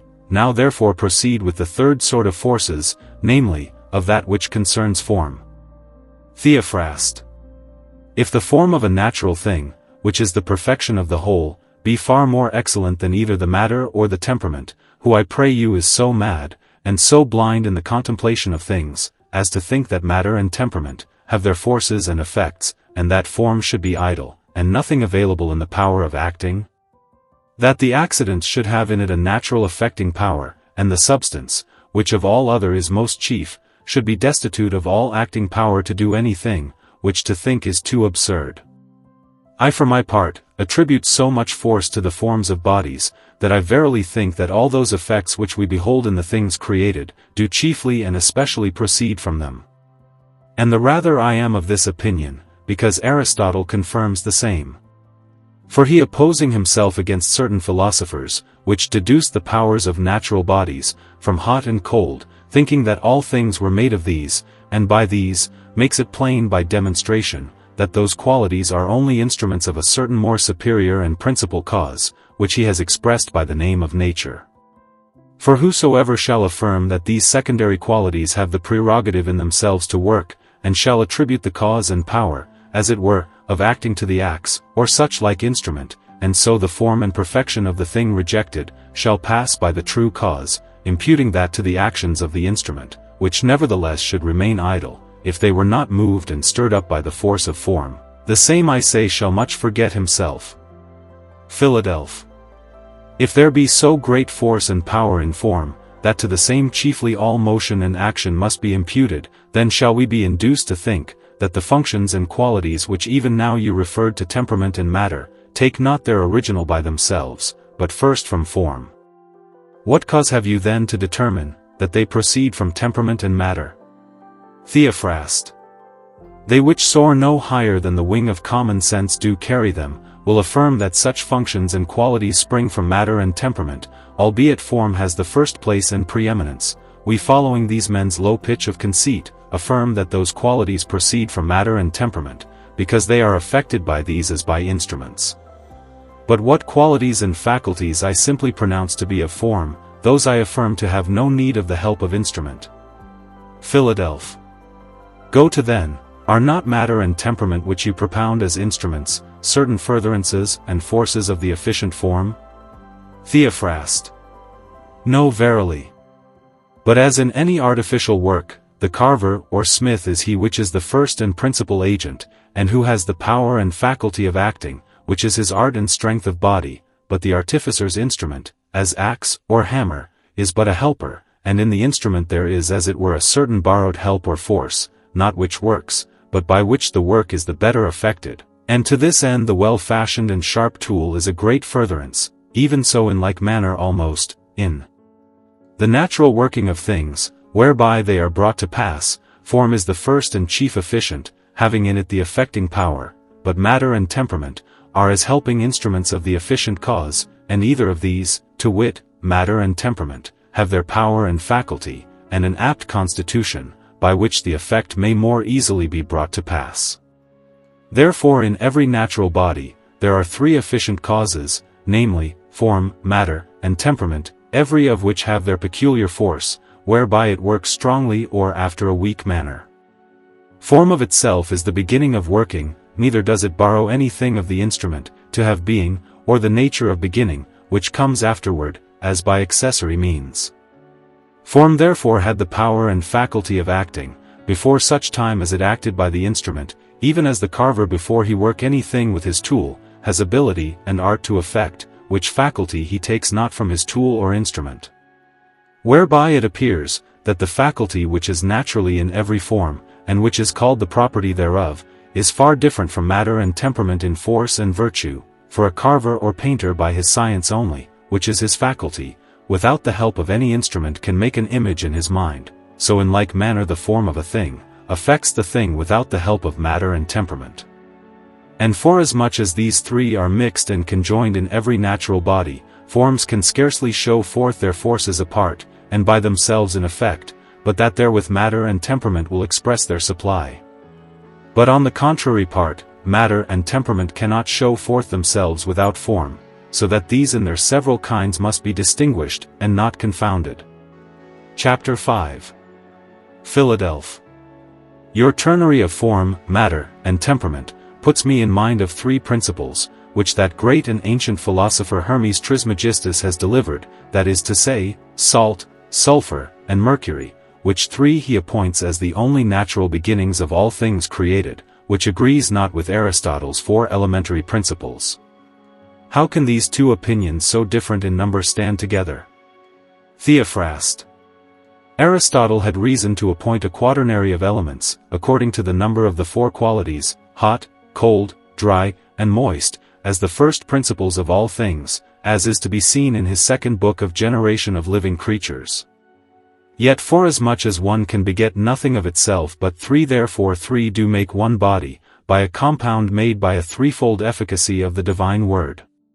For God in the beginning, as Moses testifies, made of nothing a chaos, deep, or waters, which we please to call it, animated with his Spirit, who being the great workmaster in the creation, separated first light from darkness, and this ethereal heaven which we behold as a quinta essentia, or fifth essence, or most pure spirit, or most spiritual simple created body. Then he divided waters from waters, that is to say, the more subtle, airy, and mercurial liquor, from the more thick, clammy, oil-like, or sulphureous liquor.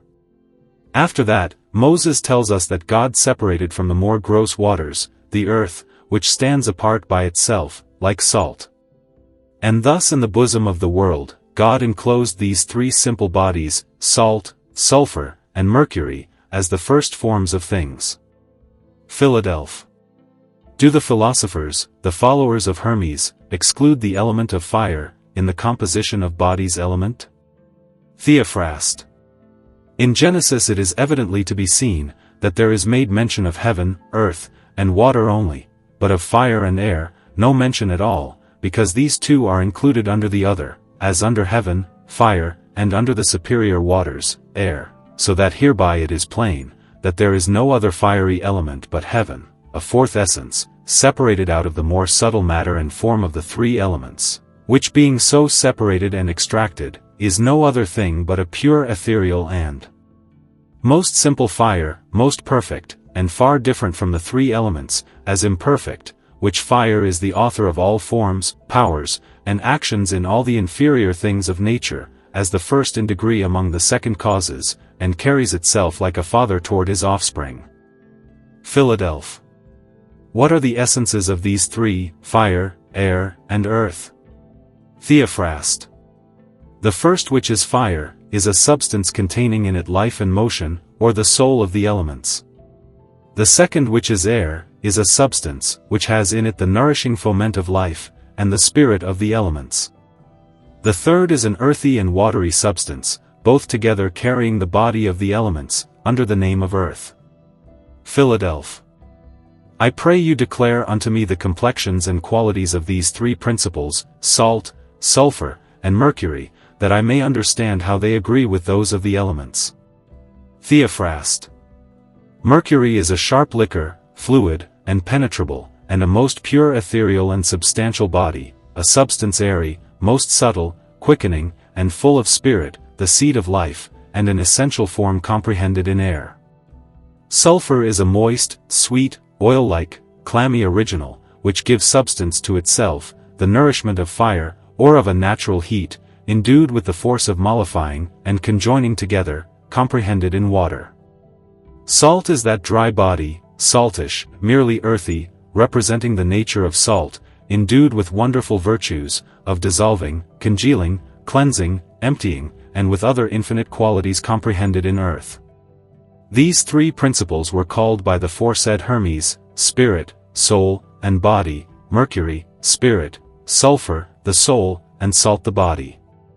The body is joined with the spirit by the bond of the soul, sulfur, for that it has affinity with both the extremes, as a mean, coupling them together, for mercury, as is said, is liquid, thin, and fluid.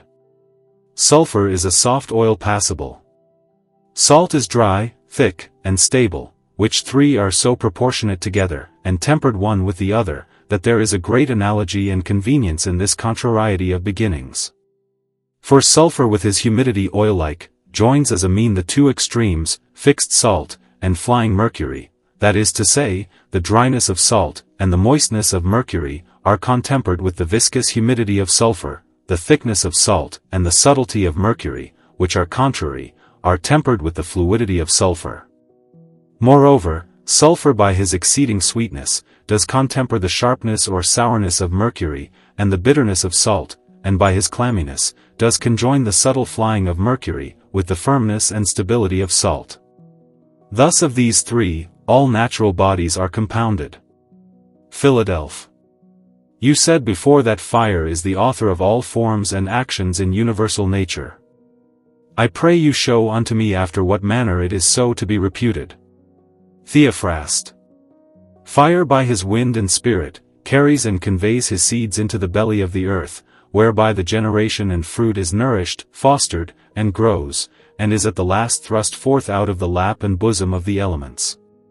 This heaven or fire, albeit it is no complexion in itself, that is to say, neither hot nor cold, moist nor dry, yet by his natural disposition it yields to all things, heat and cold, moisture and dryness.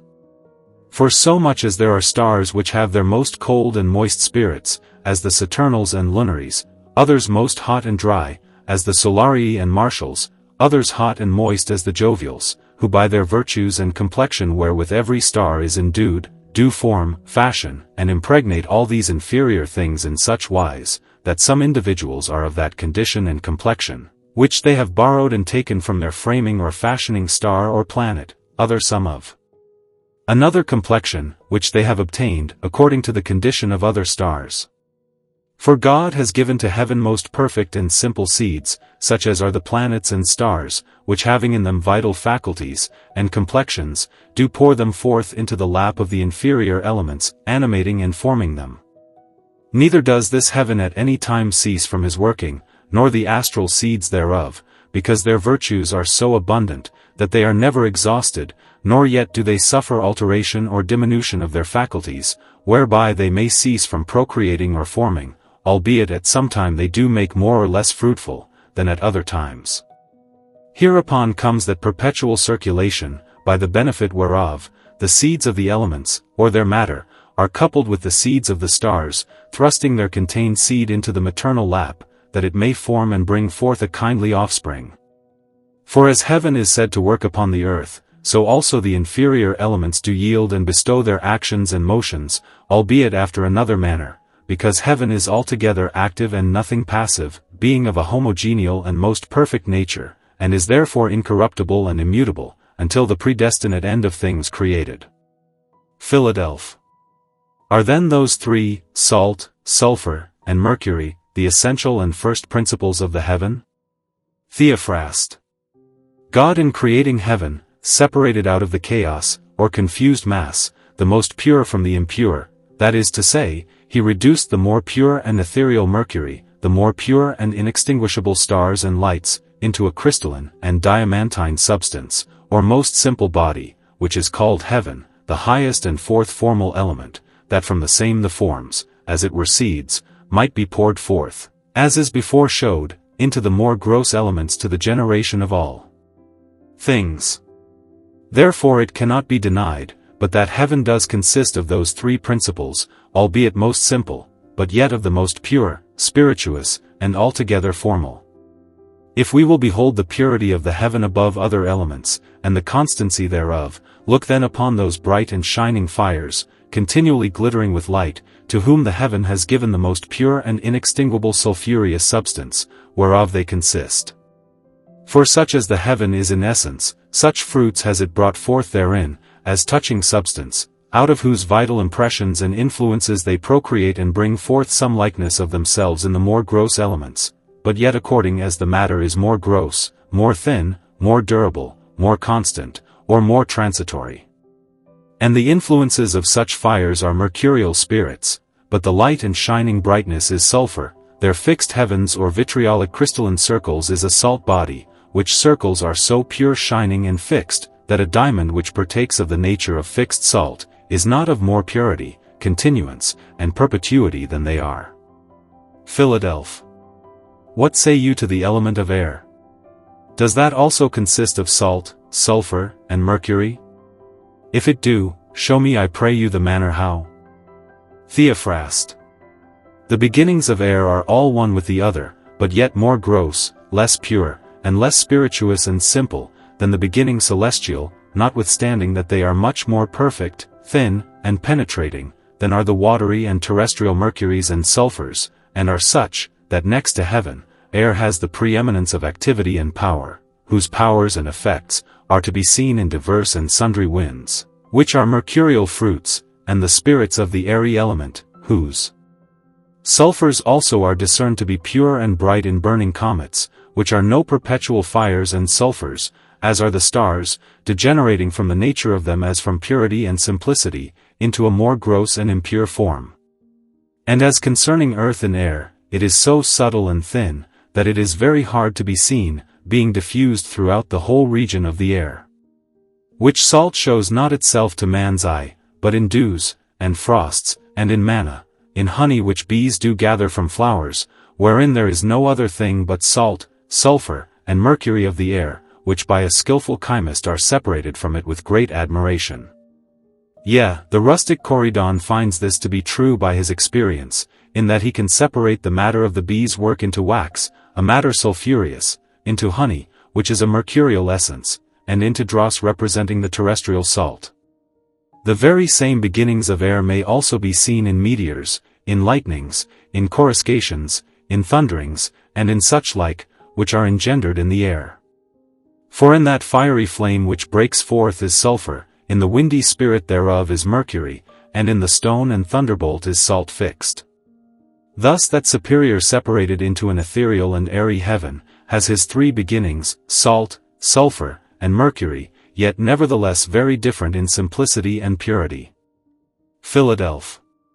These demonstrations persuade much, but show me I pray you whether the things of this inferior globe, consist in essence of the same number of three, salt, sulfur, and mercury. Theophrast. These three beginnings do more plainly show themselves in this inferior globe, by reason of their more gross matter, which is to our sight more sensible. For out of the element of water, the juices and metal-lined substances do daily break forth in sight, the vapors of whose moisture or more spirituous juice do set forth mercury, the more dry exhalation sulfur, and their coagulated and congealed matter, salt. Of which salts, nature does offer unto us divers sorts, as alum, copperas, vitriol, salt gem, salt ammoniac, saltpetre, and many others. She gives also unto us many kinds of sulfurs, as brimstone, bitumen, pitch, tar, and such like. Also divers sorts of mercuries. Moreover in the sea, there are mercurial, airy, and sulphureous spirits, whose meteors, in Castor and Pollux, and in other kindled fires, by reason of their sundry sulfurs and exhalations, do manifest the same. And as touching the salt in the sea, no man will make question, it is so superabundant.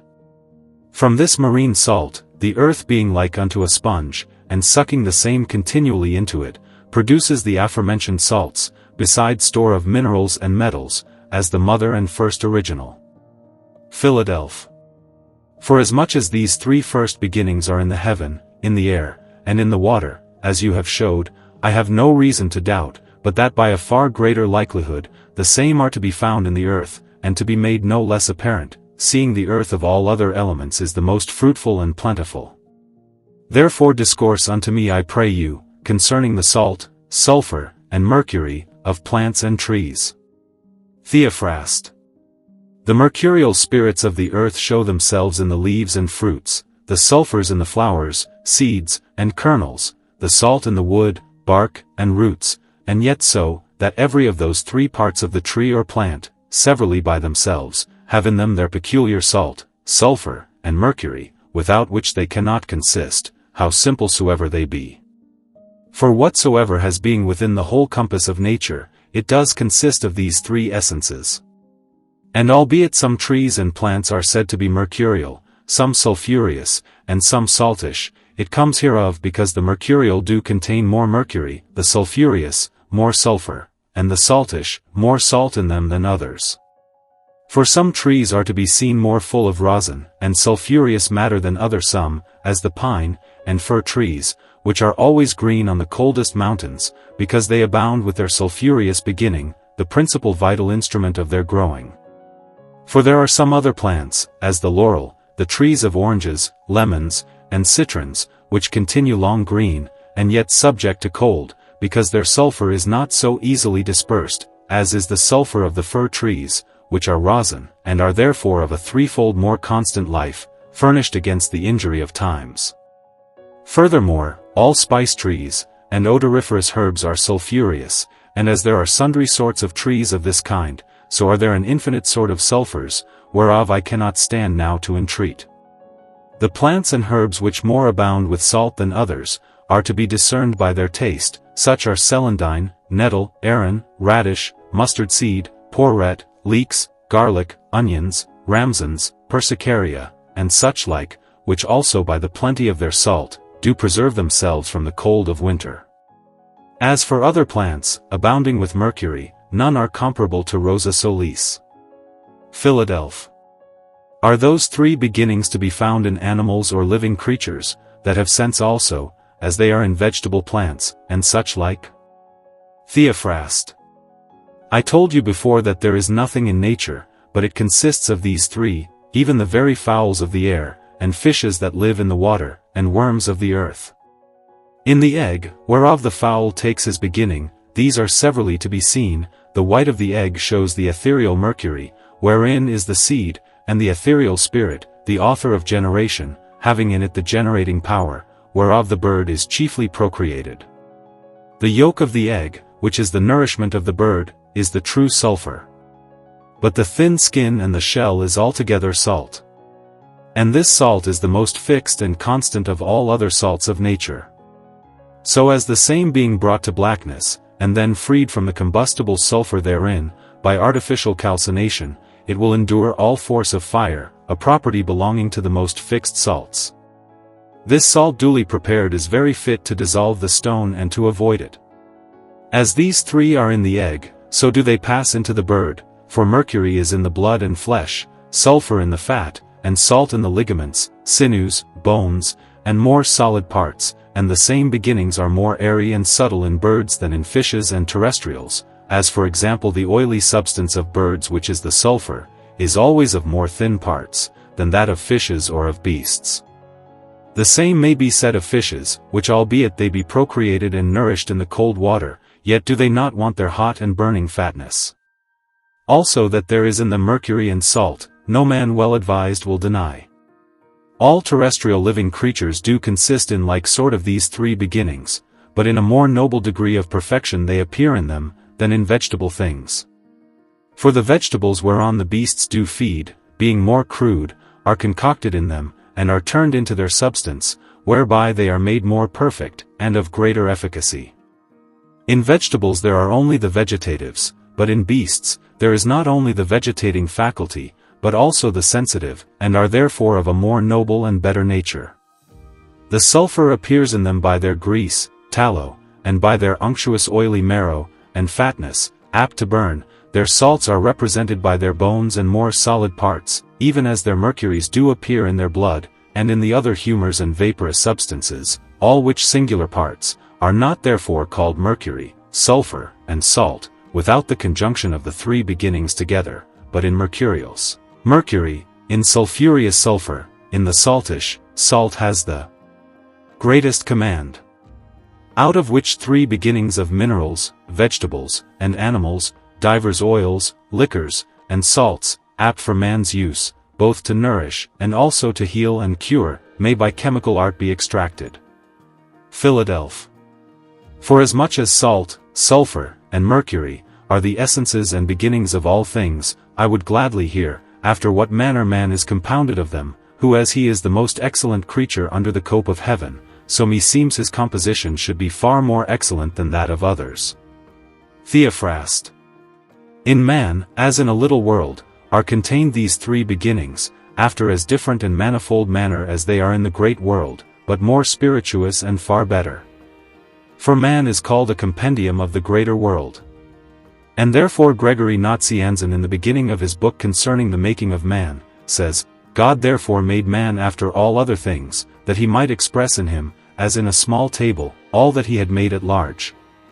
For as the universal frame of this world is divided into three parts, into intellectual, elementary, and celestial, the mean between which, is the celestial, which does conjoin the other two, not only most different, but also clean contrary, that is to say, that supreme intellectual wholly formal and spiritual, and the elementary which is material and corporal. So in man the like triple world is to be considered, as it is distributed into the parts, notwithstanding most strictly knit together. And united, that is to say, the head, the breast and belly, which is inferior to the other two, and comprehends those parts which are appointed for generation and nourishment, correspondent to the lower elementary world. The middle part which is the breast, where the heart is seated, the fountain of the body's motion, of life and of heat, resembles that celestial middle world, which is the beginning of life, of heat, and of all motion, wherein the sun has the preeminence as the heart in the breast. But the highest and supreme part, which is the head, wherein is the brain, contains the original of understanding, and is the seat of reason, like unto the supreme intellectual world, which is the angelical world. For by this part man is made partaker of the celestial nature, and of understanding, of the sensitive and vegetating soul, and of all the celestial functions formal and incorruptible, whereas otherwise his elementary world is altogether gross, material, and terrestrial. Philadelphia. I have observed one thing in your whole discourse hitherto, that all the things in nature, are comprehended in the number of three, according to that triple proportion, wherein God is said to have made all things in weight, number, and measure, which must needs contain a great mystery, which I pray you unfold unto me. Theophrast. There is indeed a great mystery in this point to be considered. For first, the number of 3 represents the most holy and divine Trinity in unity. It is therefore a most holy and potent number, and the number of perfection. All dimension consists in 3, in longitude, latitude, and thickness. All corporal and spiritual bodies consist of 3, of beginning, middle, and end. All measure of time is in the number of 3, past, present, and to come. All magnitude is contained in 3 proportions in line, superficies, and body. Harmony contains 3 symphonies, diapason, hemioleon, and diatessaron. There are but 3 kinds of living creatures, vegetative, sensitive, and intellectual. There are 3 quaternions of the celestial signs, fixed, moved, and common. There are 3 faculties in man, natural, vital, and rational. And man exists wholly in the number of 3, namely, of body, soul, and spirit. The soul has 3 principal faculties, reason, memory, and will. Therefore it is true which you observed, that God in such general manner has numbered the whole work of his hands by the number of 3, that no one thing can be showed in universal nature, which has not this cognizance of the divine Trinity in unity. Chapter 6. Philadelphia. Whereas you said even now, that man consists in the number of 3, to wit, of body, soul, and spirit, it is plain that soul and spirit have always been taken for one thing. I pray you therefore hear how they are distinguished. Theophrast. I cannot otherwise distinguish them, than they are already distinguished in the Holy Scriptures, as in this place where the author of the Epistle to the Hebrews writes thus. The Word of God, says the Apostle, is mighty in operation, and sharper than any two-edged sword, and enters through, even to the dividing asunder of the soul, and of the spirit, of the joints, and of the marrow. And in another place he says, I pray God that your whole spirit, soul and body, that is to say, the whole man which consists of these 3, may be kept blameless unto the coming of our Lord Jesus Christ. Solomon also in his book called Ecclesiastes, makes a distinction between soul and spirit, where he says, and the soul return unto God that gave it. But in another place speaking of the spirit, he says, man and beast have all one spirit or breath. By which testimonies it appears, that soul and spirit are not one, but 2 distinct essences joined together in one body. Philadelphia. Divines commonly hold, that there is no difference between soul and spirit, affirming that the Greek words pneuma, and psyche, that is, spirit and soul, do signify one thing. Theophrast. If pneuma, which signifies but a breath, be the soul, then must the soul of man and beast be all one thing, which to think were too irreligious and gross. Philadelphia. If soul and spirit be not all one thing in essence, how comes it to pass that in the Scriptures they signify sometime the life of any thing, as here anima mea est in manibus meis, my life is in my hands. Sometime anima signifies the whole man, so 76 souls descended with Jacob into Egypt. Sometime for spirit or breath, as when Saul said unto the Amalekite, I pray thee come upon me and slay me. Etiamsi anima ad hoc in me est, because my soul is yet within me. And it was said of Eutychus, which being asleep at Paul's sermon, fell down as dead, anima ius est in ipso, his soul is yet in him, that is, there is yet breath in his body, that he may be revived again.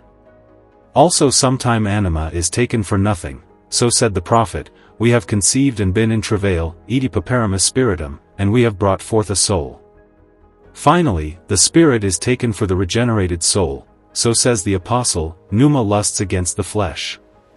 And Augustine in diverse places calls the soul by no better name than flatus, which signifies no more than a breath or blast. Deus fecit, says he, omnem flatum, God made every blast, meaning every soul. And it is written, God breathed into Adam the breath of life.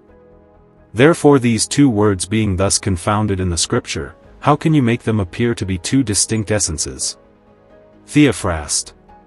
All that you have alleged, is nothing at all against the distinction of the essences of soul and spirit, albeit the one sometime has the name of the other. For admit, that the soul sometimes signifies life and spirit, because it is the principal spirit that gives life, and is also immortal, yet does it not therefore follow that the ethereal spirit, which is transitory, joined therewith as a bond to keep it in the body, is of the same essence. And where to serve your purpose you English the word anima, to signify spirit or breath, and again, spirit to signify soul, as in these places, anima ius est in ipso, there is yet breath in his body, and peperimus spiritum, we have brought forth a soul, you deal not faithfully in translating, calling that spirit which is soul, and that soul which signifies spirit. It cannot be denied, but that so long as the soul is in the body, there remains also that breathing spirit with it, and no longer than breath tarries will the soul abide in the heart and brain, not because they are all of one essence, but because the spirit is a mean to conjoin the soul and body together for a time, according to the saying of the psalmist, Thou takest away their spirit, or breath, and they die. This was the instrumental spirit which God used in the conjoining of the reasonable and immortal soul with Adam's body, when he is said by Moses, to breathe it into him. And as for the place in the Galatians, the spirit lusts against the flesh, no man doubts but that it is spoken of the regenerate soul, which is a more excellent essence than that by which man breathes.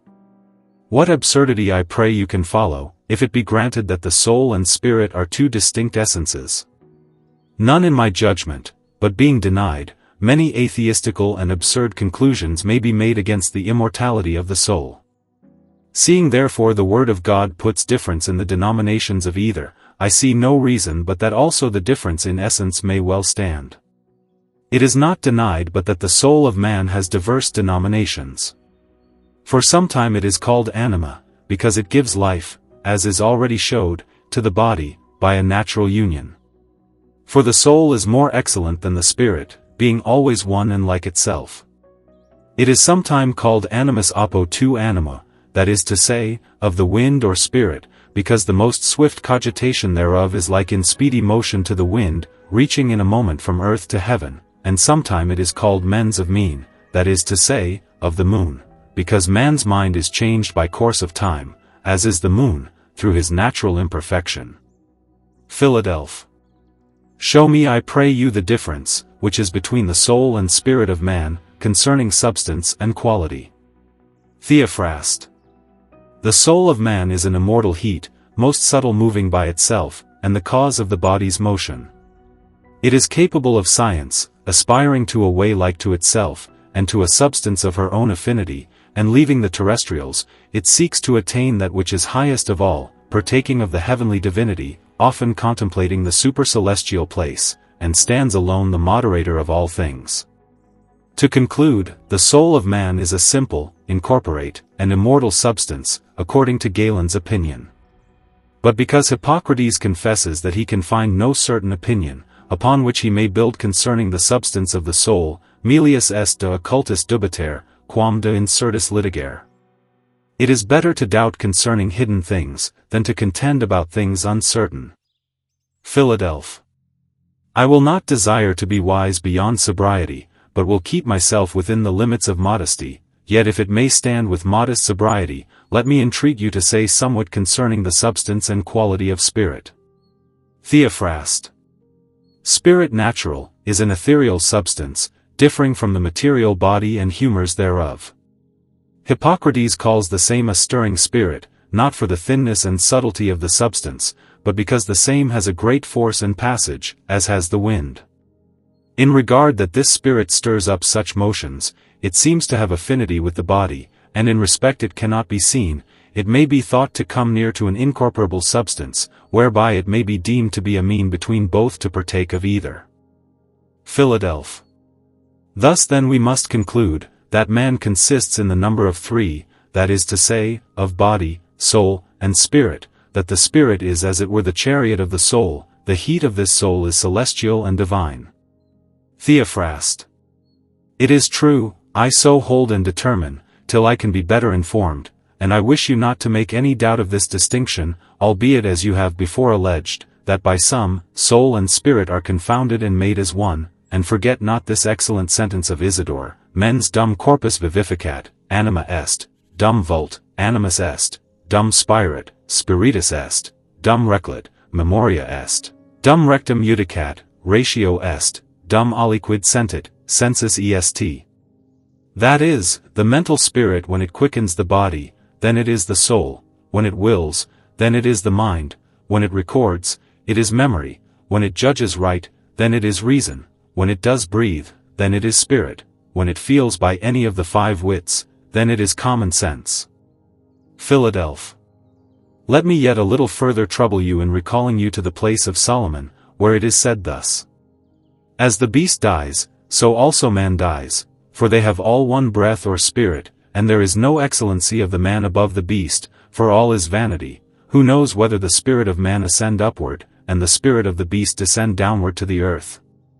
This place seems to import, that the soul of man is mortal, as is that of the beast, whereas you said before, that the soul is a substance immortal, which I verily believe, yet I pray you open unto me the meaning of Solomon's words. Theophrast.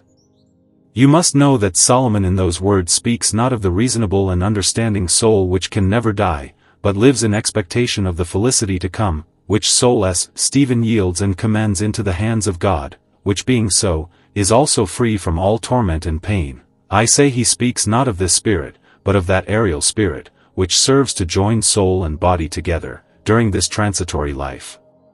Solomon was not ignorant of the difference between these two spirits, and therefore he speaks of two returns answerable to them both, and to their originals, namely, of the reasonable soul to God which gave it, and the natural spirit which is common to man and beast alike, passes to air again, but whether of them passes upward or downward, living and breathing in like mixture of air, cannot be discerned by the external and common sense. Philadelphia. This is a most wonderful mystery, that an essence, simple, incorporate, and immortal as is the soul, should be knit to a compound body, and that nature, so far unlike, should be brought to such convenience and familiarity, during their continuance together. Theophrast. It is indeed a wonderful work of God, that these three, body, soul, and spirit, should be so conjoined in unity, that the soul cannot separate itself from the body when it wishes, nor keep back itself when the time is come to go to the Creator. All passages are shut up, when it is commanded to abide, and all the parts are set open, when it is appointed to depart. And being departed out of the body, it lives still, not as it did in the corporal and transitory body, which retained it by breath in the air, and by an equal mobility which is proper unto it, being subtle, swift, and eternal. It sees, hears, and touches, and uses the rest of the senses after a more effectual manner than before, having an intelligence and judgment, not imperfect and in part, as before, but knowing all things wholly and spiritually. Therefore because it is a simple, pure, and uncompounded essence it cannot die. Hereupon Justin Martyr says, the spirit never dies, for death can but touch that part which is animated by the spirit, but the soul being the original and fountain of life, cannot die. For that which is animated is one thing, and the soul animating is another thing. Philadelphia. Do you not know that in the Scriptures, the souls of the wicked are said to die, and that there is often mention made of eternal death?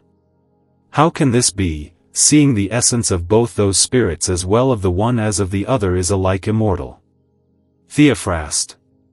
Albeit in the Scriptures the souls of the reprobate are said to die, it is not to be understood as touching the essence and quality of the soul, but in regard of the misery thereof, being forsaken of God, and cast out of his presence, in whom all happy and blessed life consists, is left to itself in desperation and torments of hell, where it lives still in essence and substance in unspeakable misery and woe, which is a continual living death, ever dying, and yet never dead, abiding forever. And ever in that second death with the devil and his infernal spirits. Are you not weary, Philadelphia, of this long discourse? We have sufficiently according to the manner of philosophers debated of these things, and it is now time to take our dinner. If therefore you please to keep me company, you shall be very welcome to my house, where in the afternoon we may have further conference.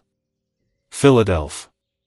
I thank you, and do gladly accept of your courteous offer, and the rather because I desire to be informed further in some things, which depend upon that which has been already in question.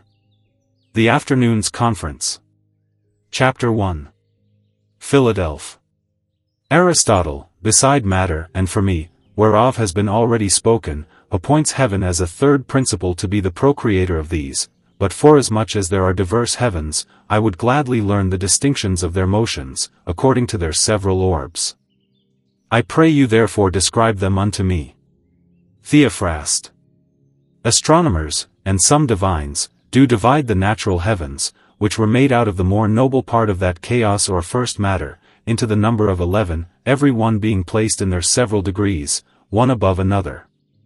Whereof the first is a fixed and immovable heaven, created the first day, and was then replete with holy angels.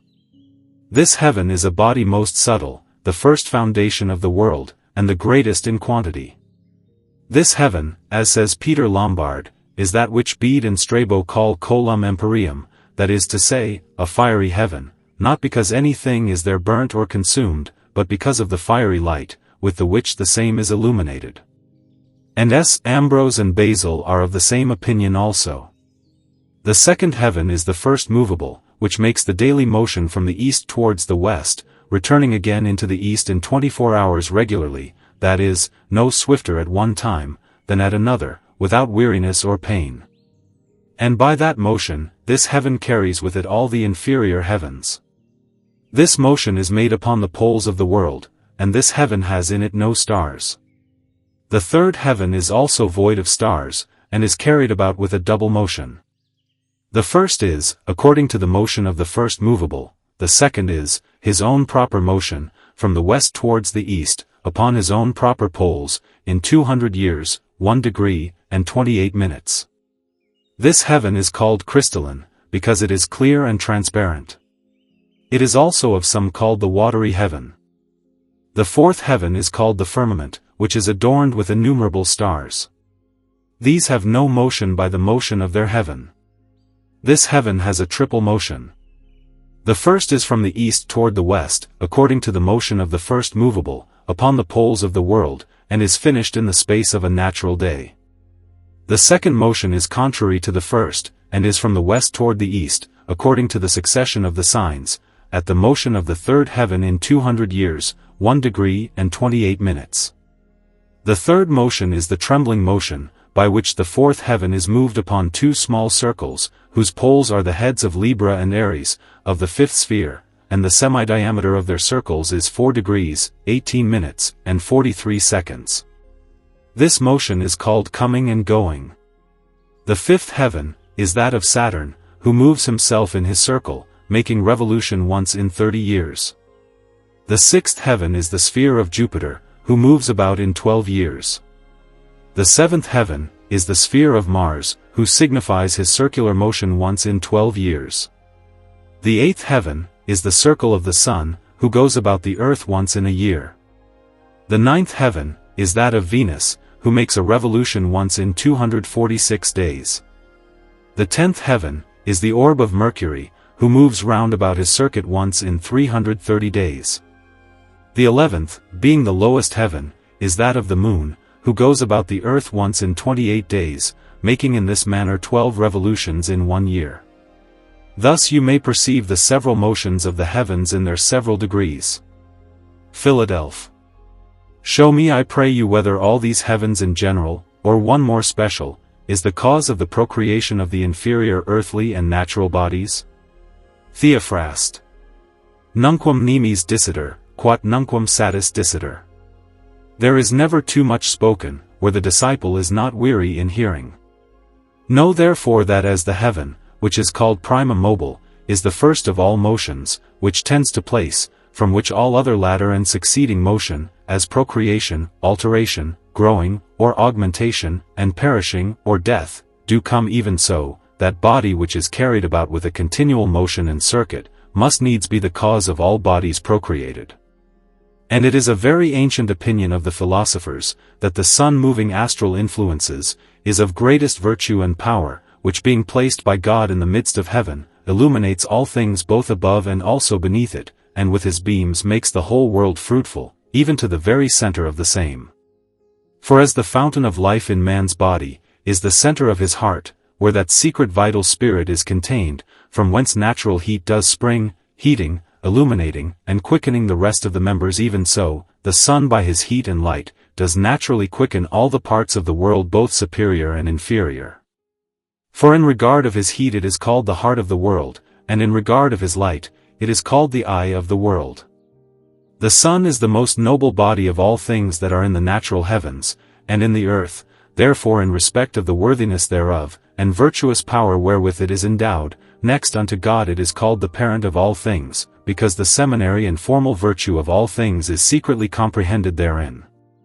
Philadelphia.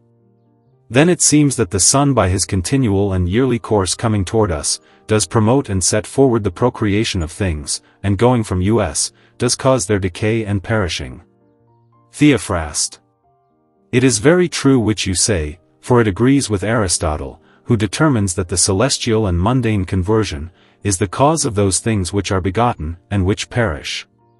It is necessary, says he, that this whole world which compasses the earth about, be so continued with his superior conversions and motions, that the whole virtue thereof may be governed thereby. For that ought to be accounted the first cause, from whence all things have the beginning of motion. And further, says he, this cause is sempiternal, neither has it as touching place, any determined end, but is always in the end. Also in his book De Mundo, he calls heaven an element, far differing from those foreknown, and common elements, which he affirms to be divine and immortal, and free from destruction. But forasmuch as there is in the heavens a double or twofold revolution, and conversion, the one which is the most swift mundane motion, which is finished in the space of 24 hours, and the other whereby the 7 inferior orbs are turned backward, by a contrary motion to that of the higher heaven, the first of these two going always forward after one manner in a constant course without change, cannot be the cause of life and death, things so contrary. But the latter carrying about the wandering stars, by the zodiac, when it brings them to the north, makes the pleasant spring and life of things, but when it carries these into the south, it brings the fall of the leaf, and the decay of things terrestrial. By this perpetual calculation of the sun and stars, the heaven is married to the earth, and the inferior elements do join with the superior. Philadelphia. Whatever is moved by another. What then is the cause of the general motion of the heavens and their several orbs?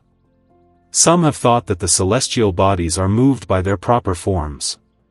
Some, according to Plato's opinion, and the consent of the philosophers, have denied them to be living creatures, affirming that it is one of the greatest show tokens of life, that those celestial bodies have the principal cause of their motion in themselves, and that they stand not in need of an external mover. And for this cause not only the most ancient Chaldean astrologers, but also the chief men of the old physiology, as well Greeks as Egyptians, as Plato witnesses in his Cratylus and Epinomes, and elsewhere, have thought that the celestial orbs have life and soul, from whence motion proceeds, and that the whole world is quickened by an universal soul therein, which they imagine to be sempiternal. Yea, this opinion was so settled in the minds of the Athenians, that they condemned Anaxagoras of an irreligious conceit, because he dared affirm the contrary. What say you to this? Do you agree to this philosophy? Theophrast. I do not allow it, for it must be granted that God alone is the first mover and chief cause of all motion.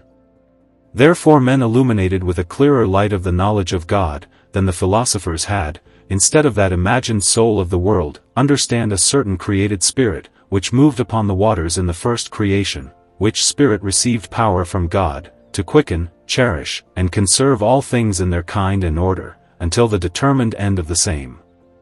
Therefore we may safely say, that neither heaven, nor the stars, are animated as bodies organical, and for that cause cannot be fit habitacles for a soul, but are rather bodies regular and uniform, moved by a certain natural necessity, according to the wisdom of the Almighty.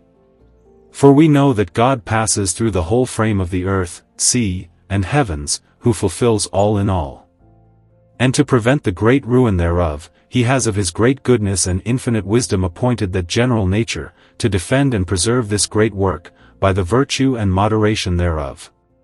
And that by the continual and yearly revolution of the eighth heaven, and by the influences and virtues of the stars, planets, and celestial powers, all things might be well governed, and abide constant in their estate, until the predestinated time of their dissolution. And yet in such manner, that God himself still orders all things in these secondary offices, according to his own secret will and predestination. Philadelphia.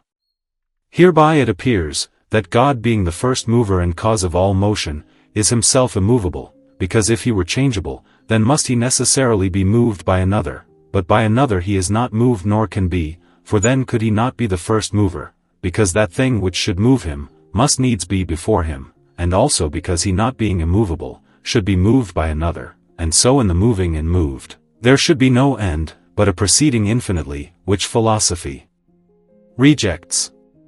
And if we should imagine, that he is moved by himself, then must he be divided into the part moving of and by itself, and into the part moved by itself, and so by motion he shall be without form.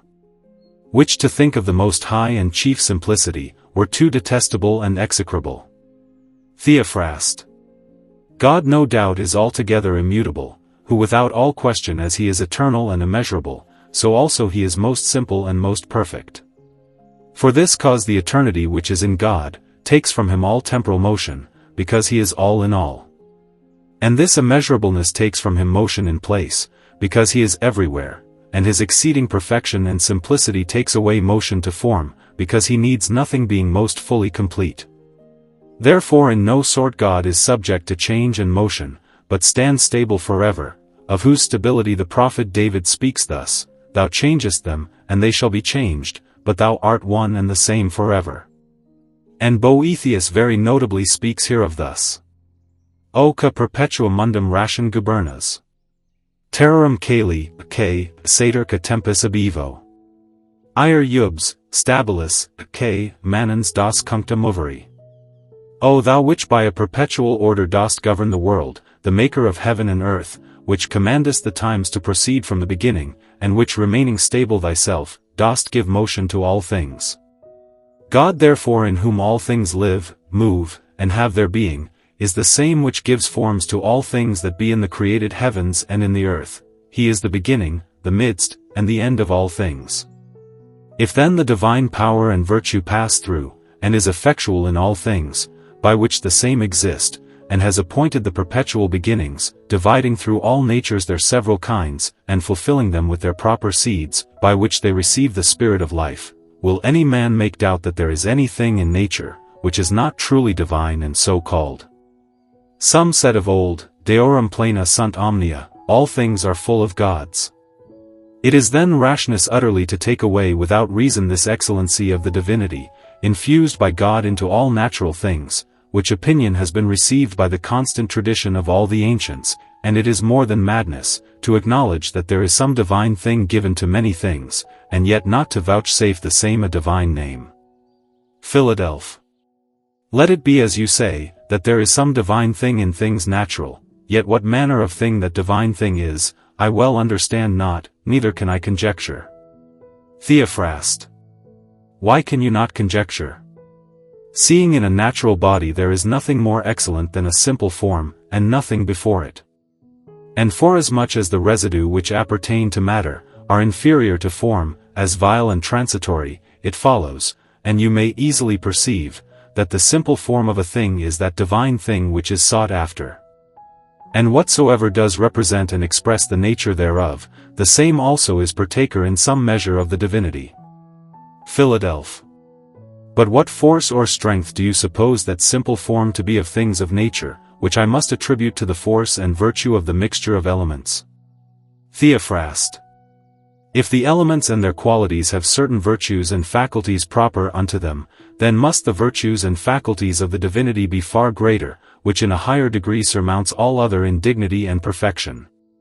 Also all the functions and works of this simple form may by us easily be discerned and known. But how and from whence they proceed, and what is the substance of the affecting cause or faculty thereof, is as much hidden and unknown to us, as is the essence of the divinity. We see that the magnet or lodestone has in it an attractive faculty to draw iron to it, that the stone asteroids moves of itself, if a little quantity of vinegar be put to it. That the ostrich has a power by swift concoction to digest iron, that a pigeon by his heat digests stones, which a lion whose heat is more vehement cannot do. That a little fish called Echinias, otherwise remora, is able to stay a ship against any violence of or wind in full sail.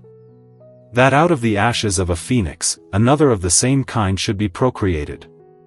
That the salamander should be rather nourished by fire, than consumed. That the chameleon living by air, should turn itself into every color which he sees. That a cockatrice in his eye should have power to slay a man. That a viper or scorpion should kill a man with poison. That an adder should prevent the force of a charm, by stopping his ear. That the fish ephemera should die the very same day that it began to live, of which one day's fever bears the name. That the feathers of an eagle mixed with other feathers should consume them. That the wild and fierce elephant at the sight of a ram should be made tame. That a vine should not prosper, growing near to a laurel tree. That the almond tree being solitary bears no fruit, but growing with other plants is very fruitful. That there should be such familiarity between the olive and the myrtle trees, that the branches of the myrtle should so friendly embrace the boughs of the olive, and both their roots to join together in one. That the stone Tyrrhenus being whole swims, but broken sinks. That where the glowworm creeps in the night, no adder will creep by day. That rhubarb should have power to separate choler, agaric phlegm, and epithyma melancholy. That hemlock and hellebore should be to a man pestiferous, and yet that the quail should be nourished with hellebore and the starling with hemlock. That the several parts of a hair should have diverse forms and faculties to heal diverse diseases, as the lungs, those that be short-winded, the blood to break the stone in the bladder or reins of a man, the bone which is behind the knee and the after leg, to cleanse away sand and gravel, the maw outwardly applied to retain and stay a conception, the hair to stanch blood. These and many more such like are hidden in the closet of nature, the undoubted causes whereof no man is able to show, nor comprehend by any certain reason. Yet it is man's duty, being set upon the open stage of this world, to take a view of all the creatures of God known to him, to search after such hidden causes therein soberly, that he may magnify the most omnipotent and wise Creator of nature. Chapter 2. Philadelphia. You having spoken before of the celestial motions, it rests that you say somewhat concerning water motion. Therefore show me now I pray you, the cause of the sea's motion, wherein I have observed a great diversity, sometime ebbing and sometime flowing, one while calm, and another while turbulent. Theophrast. The sea in general has 3 degrees of motion. The one calm and quiet continually, as in that archipelago called Mare Pacificum, and Mare Delzer, which is seldom troubled with tempest, that Anthony Pigafetta, sometime Knight of the Rhodes, and one that did accompany Magellan in his first voyage and entry into this sea, upon the first discovery thereof, testifies, that he with his company sailed therein 4,000 leagues in the space of 3 months and 20 days, in all which time, being without sight of land, they had no misfortune of wind, nor of any other tempest. Another degree of motion is in these parts of the ocean called the Spanish seas, which do move and swell with surging waves like mountains, in such wise that the topmast of one ship going before another, cannot be seen of the follower, being as it were in a valley between 2 water hills. In these seas, ships cannot sail near together, lest they fall foul one upon another. Otherwise in these seas, the passage is less perilous than in the narrow seas, for that the billows and waves of these go whole and break not, the sea in that channel being so deep, that a whole dry fat of line may with a lead be sunk therein without finding any bottom. A third degree of motion is in that part of the ocean commonly called the narrow seas, which coasts northward upon England, Scotland, and Ireland, and toward the south upon France and Flanders, and so along the trade toward the east, from the west. These seas are sometime calm, and sometime by occasion of tempest very rough and turbulent, for that the passage of the sea in that channel is interrupted with rocks and sands, to the great hazard of them that sail therein. Philadelphia. But forasmuch as the sea is ever in motion, either ebbing or flowing, show me I pray you the cause of such natural and interchangeable motion, which keeps time and tide twice in 24 hours, from east to west, and from west back again to the east, in the circumference of the whole globe of the earth. Theophrast. I find in writers such variety of opinion concerning this motion, that I know not certainly what to determine to content you, yet to give you the best satisfaction I can herein, you shall have my conceit, which nevertheless I submit to the judgment of the more learned in nature's school. I suppose that there are 2 principal causes of the ebbing and flowing of the sea, the one supernatural, the other natural. The supernatural and divine cause is God, who in the creation of all things by his Spirit which he created, as Tertullian witnesses, was the inspirer and animator of the whole universal, which Spirit served the will of the Creator, as an instrument, to give such motion to the sea as we see it has, appointing it bounds which it cannot pass without the will of the most mighty Commander.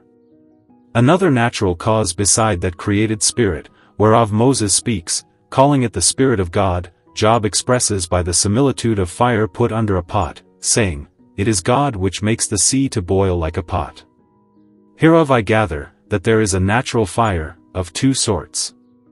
One inset, contained in the marine salt, for the sea generally is salt, even to the north. And salt, as Pliny witnesses, yields the fatness of oil, and oil by a certain native heat is of property agreeing to fire. And Josephus Corsitanus and Christophorus Parisiensis affirm, that salt is both animal and vegetal, having life in it as the radical balsam of nature, and to be the first moving thing in the same, which makes to grow and to multiply, and therefore serves for the generation of all things. So as with the poets and ancient philosophers, it may be said, that Venus the mother and first beginner of all generation, is begotten of the salt spume of the male. For which cause Venus was called by the Greeks Allogenes, as affiance to the salt sea. The other natural fire, the cause of the sea flowing and ebbing, is foreign or external, and this also is of two sorts. One subterranean, which is as fire under a boiling pot. For the earth has more fire in it, than has water, which fire lies hidden in stones till it be beaten out with steel. This subterranean fire does also cause the motion of the sea, being of substance liquid, fluible, movable, and altogether a passive subject to acting fire. And when it begins to run any way, the precedent part thereof, by reason of the continuation and cleaving together, is thrust forward by the follower, according to this sentence, undam unde sequitur, one water follows another. Thus the sea passes to and again from one gulf to another. For there are two gulfs caused by two vast continents, the one comprehending all Asia, Africa, and Europe, and the other America. Which two continents divide the whole sea into two parts of the world, opposite one to the other, east and west. These two gulfs rest at no time, but like as sea monsters do, they breathe to and again, until the one have engorged the other so full, that it is compelled to pay unto his lender back again that which is borrowed. And thus the sea having a natural impotence to stay itself in rest, suffers a certain reciprocal motion into and out of itself without intermission, which motion Aristotle calls telantisin. Theophrast. The other external heat, causing the ebbing and flowing of the sea, is that which proceeds from the moon, which Averroes calls the lady and mistress of the sea, who by her beams and influences makes the sea hot, and by the same heat begets exhalations in it, wherewith when the sea swells, it flows to the shore and sea banks, fulfilling the havens with tide. And the same exhalations being diminished and abated, the sea again settles in itself. Therefore when by the moon's ascension and approaching to the south, her light and heat is increased, then does she make the waters to swell and flow. But when she descends and inclines to the horizon, her heat being by little and little diminished, the waters do fall and abate. Thus all these causes working together, the sea does move in weight, number, and measure, according to the ordinance of the Almighty. Philadelphia. Louis Vertomannus, in his book concerning navigation into East India, affirms that the floods there have contrary courses to those of ours, concerning increasing and decreasing.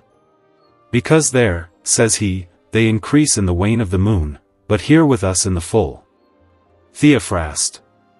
If the report of Vertomannus be true, then are all the times and seasons by the motion of the heavens in the hemisphere contrary unto those of ours in this hemisphere, in such wise, that as the people inhabiting there are antipodes unto us, so also with them it is summer when winter with us, and night with them when day with us, and then no marvel if it be there with them a full sea when the moon is in the wane, and low water in the full moon, contrary to the floods and ebbs here.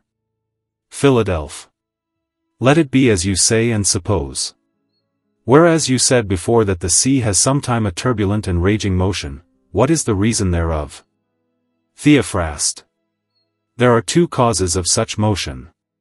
One is certain exhalations bred in the sea, causing winds to break forth from thence. And sometime a multitude of dry exhalations drawn up from the earth into the air, causing stormy winds, which break the course of the sea, to the great amazement of mariners and peril of ships, who yet are not so suddenly taken in such storms, but that they have forewarnings thereof by certain tokens precedent, as by the roaring of the sea in a great calm, by the sporting and playing of dolphins and porpoises above the waters, and by certain visible fires, called Saint Helen, Saint Nicholas, and Saint Clare, which are wont to hang on the masts of the ships, dazzling the eyes of such as are there. After which fires and other show tokens there follows undoubtedly in very short time great and intolerable tempest. Philadelph.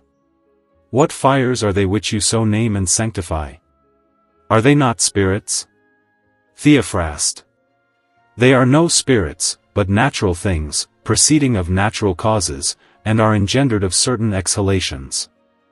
Of these Hieronymus Cardanus writes after this manner. There are two manner of fires engendered of exhalations, whereof one is hurtful, the other without hurt. That which is hurtful is fire indeed, engendered of evil and venomous vapors, which in continuance of time take fire, as apt matters to be kindled.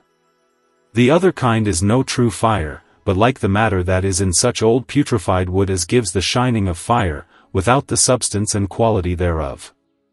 Of the true kind of fire is the fireball, commonly called Saint Helen, which is sometimes seen about the masts of ships, being of such fiery nature that sometime it melts brazen vessels, and is a token of drowning, forasmuch as this chances only in great tempests, for the vapor or exhalation whereof this fire is engendered cannot be compact in form of fire, but is of a gross vapor, and by a great power of wind put together, and is therefore a token of imminent peril.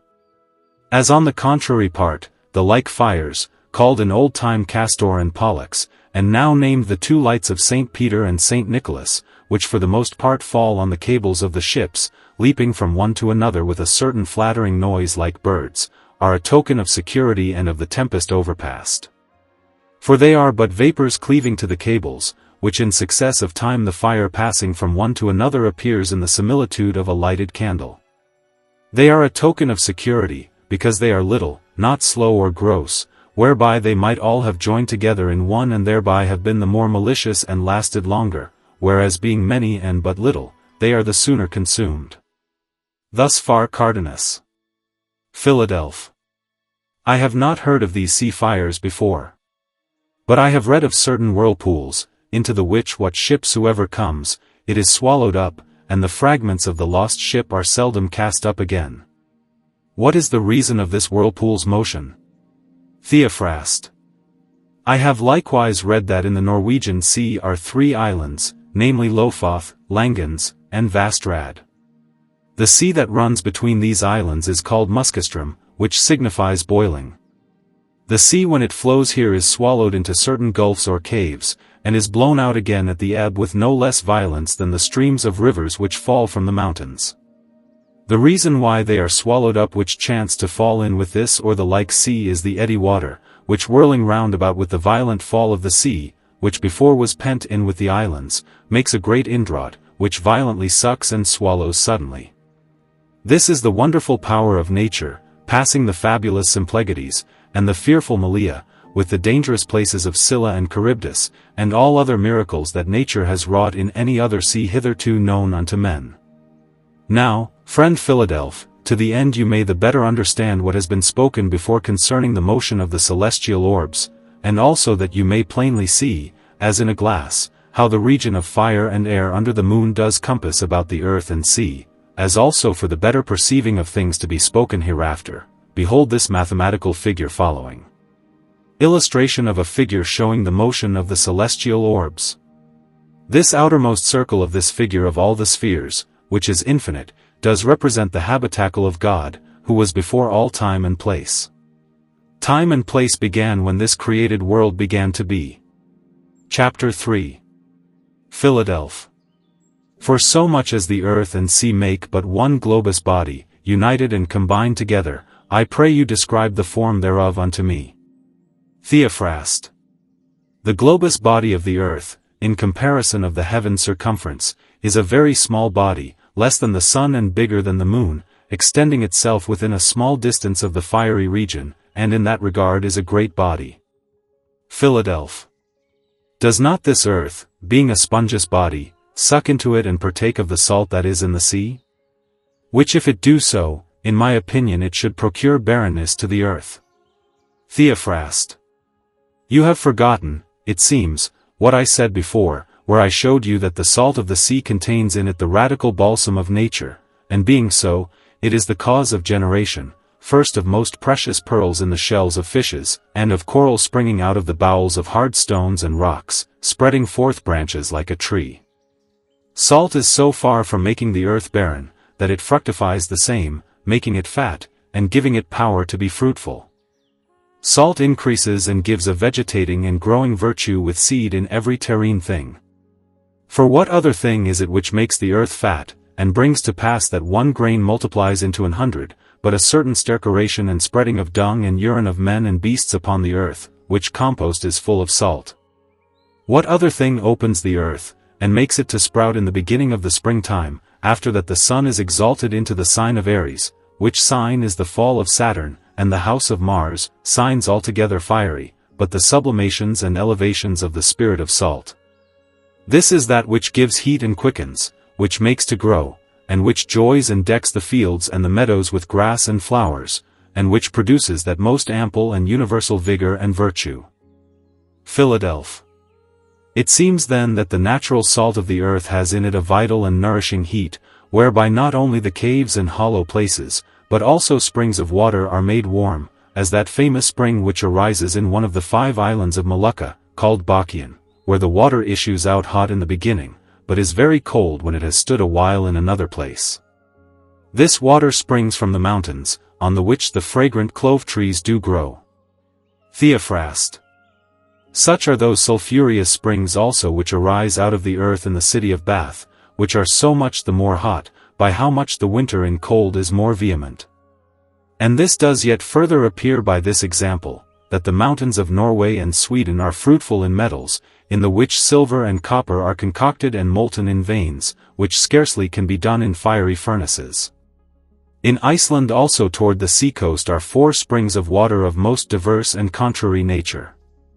The first whereof, by reason of his perpetual and fervent heat, suddenly turns all bodies that are cast therein into stones, reserving nevertheless their first forms and shape. The second is of intolerable coldness.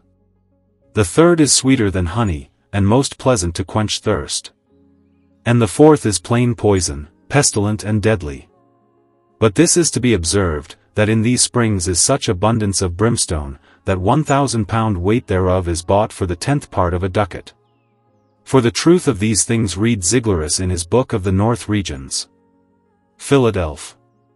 You tell of strange things, and report matter of marvel. Theophrast. But to make you marvel more, the same Ziglerus reports that in Iceland are 3 mountains of a marvelous height, the tops whereof, albeit they be covered with snow, yet are the nether parts of them of like nature to the Mount Etna in the island of Sicily, boiling with continual flames of fire, and casting forth brimstone.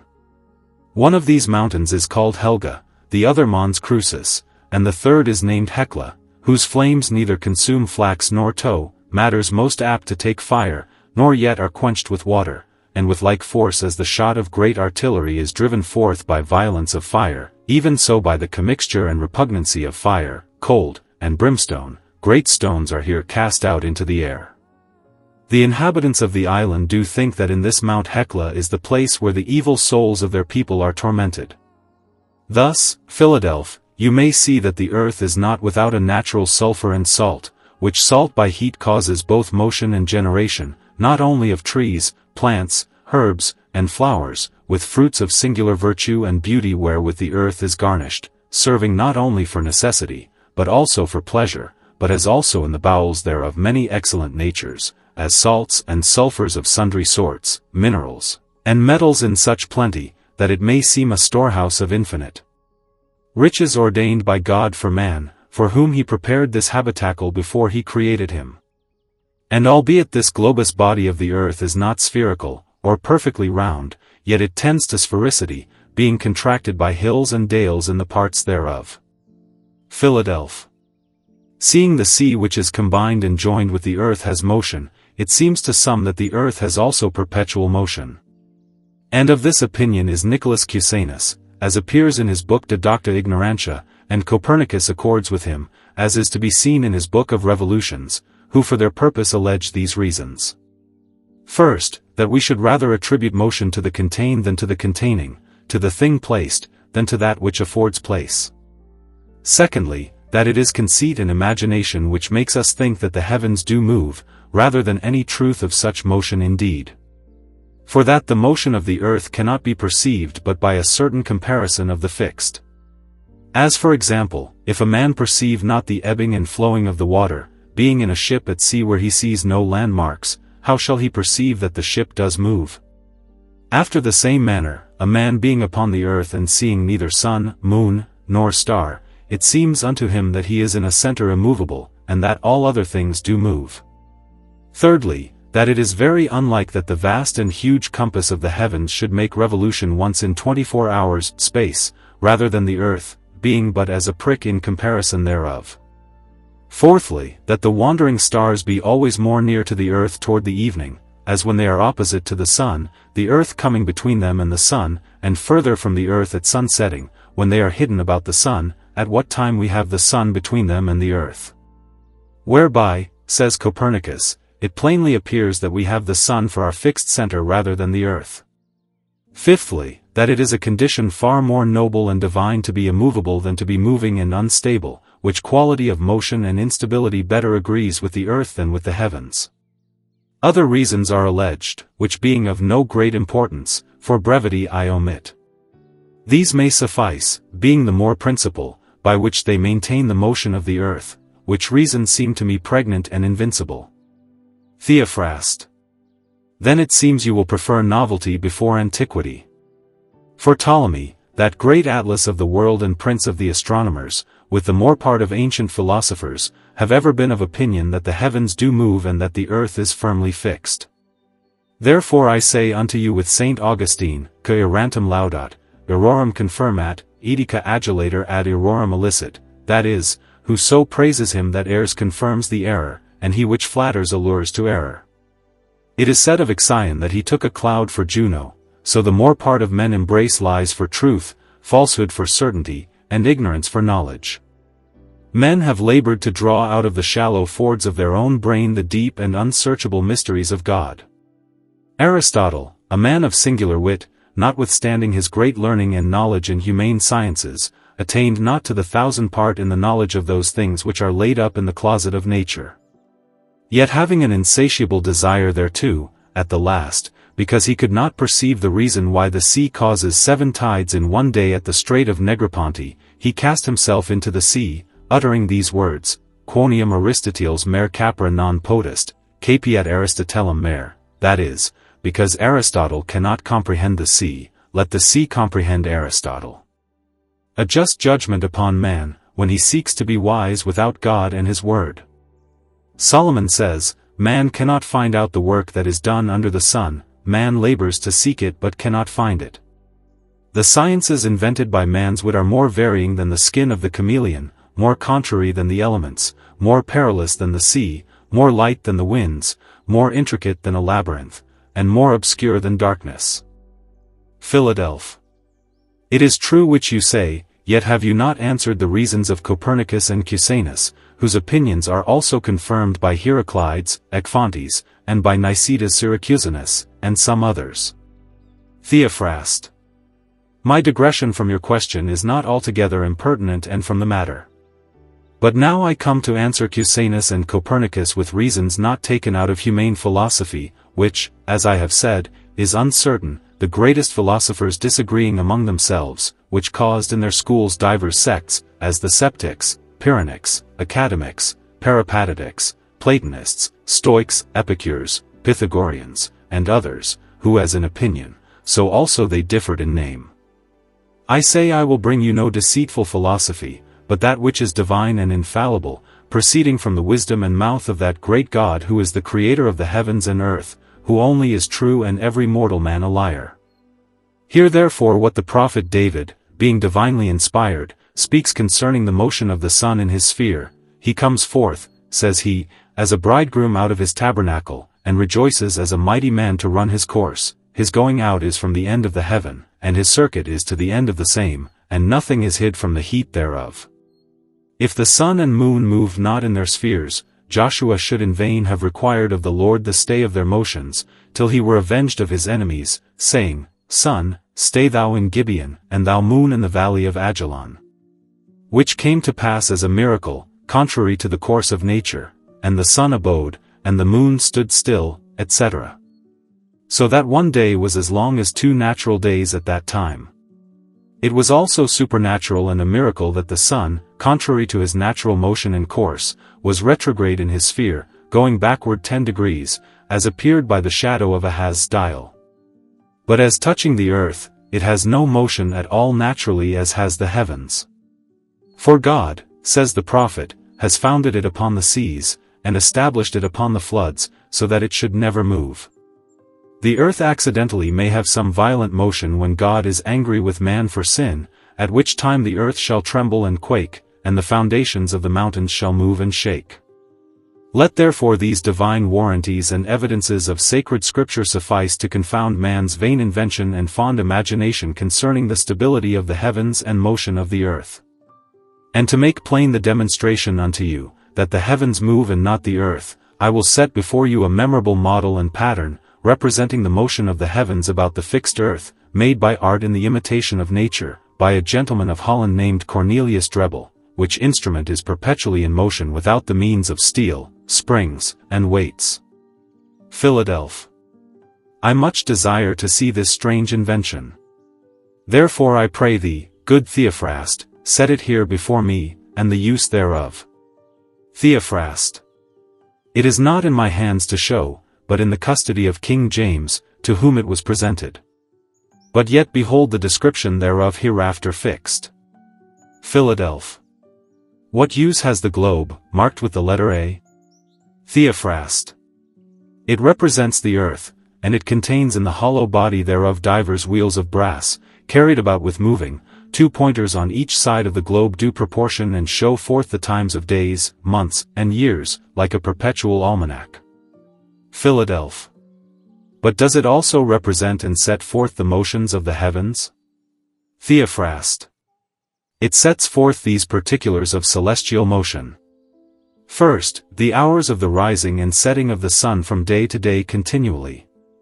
Secondly, hereby is to be seen what sign the moon is in every 24 hours. Thirdly, in what degree the sun is distant from the moon. Fourthly, how many degrees the sun and moon are distant from us every hour of the day and night. Fifthly, in what sign of the zodiac the sun is every month. Philadelphia. What does the circumference represent which compasses the globe about, marked with this letter C? Theophrast. That circumference is a ring of crystal glass, which being hollow has in it water, representing the sea, which water rises and falls, as does the flood and ebb, twice in 24 hours, according to the course of the tides in those parts where this instrument shall be placed. Whereby is to be seen how the tides keep their course by day or by night. Philadelphia. What means the little globe about the ring of the glass, signed with this letter B? Theophrast. That little globe, as it carries the form of a moon crescent, so it turns about once in a month, setting forth the increase and decrease of the moon's brightness from the wane to the full, by turning round every month in the year. Philadelphia. Can you yield me any reason to persuade me concerning the possibility of the perpetuity of this motion? Theophrastus. You have heard before that fire is the most active and powerful element, and the cause of all motion in nature. This was well known to Cornelius through his practice of separating and analyzing the elements. Therefore, in order to accomplish this great work, he extracted a fiery spirit from mineral matter, joining it with its proper air.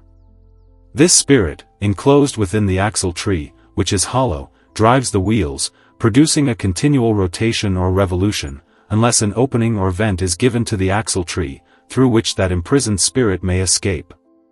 I am bold to make this conjecture because, on several occasions, I observed the practice of this gentleman, with whom I was very familiar.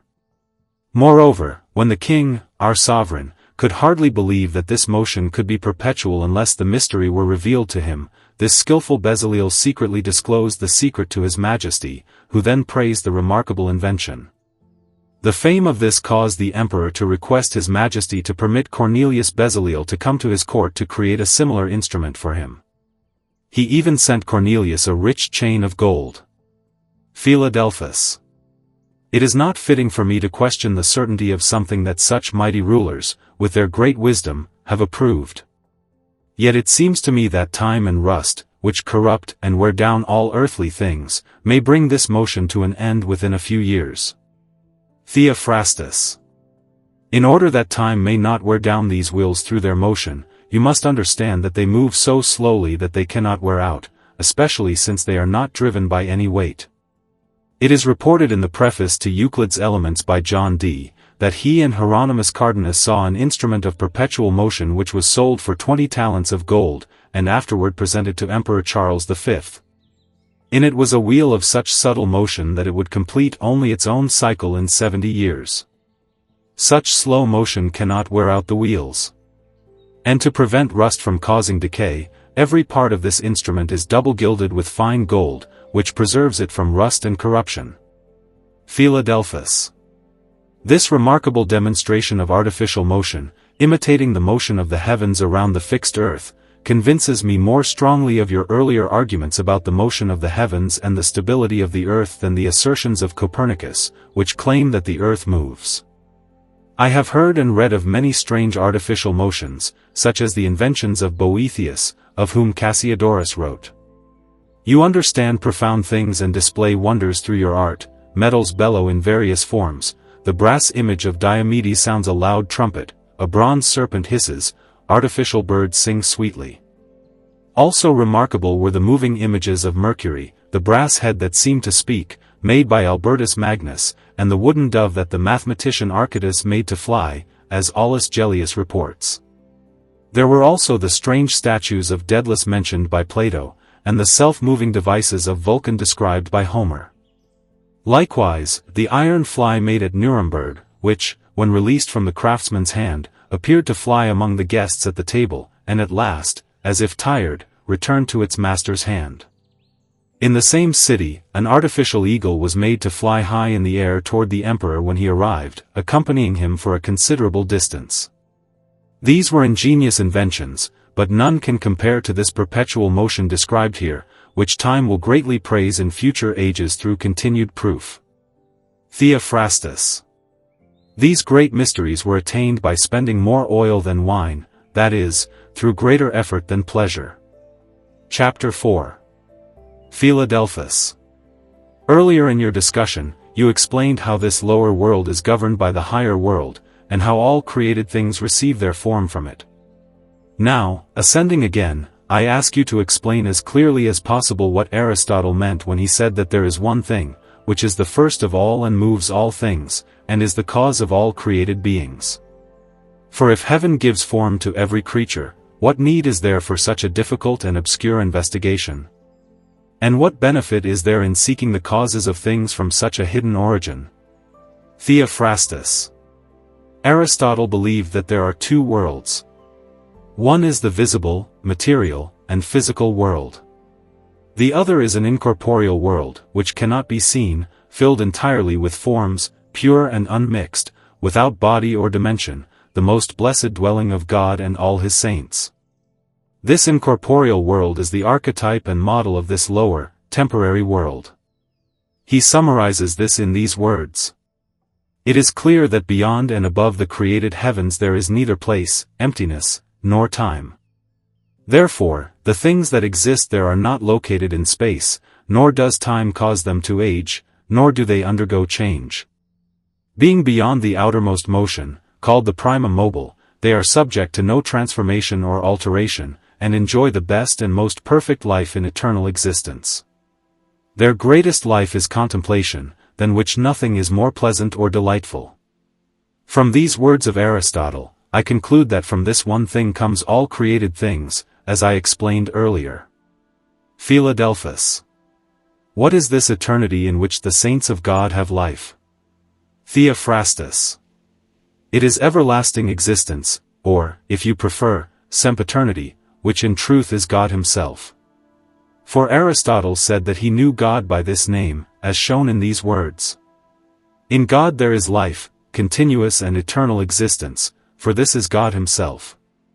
And so that it would not seem strange or improper to call God by this name, Aristotle said that this name was divinely given by the ancients.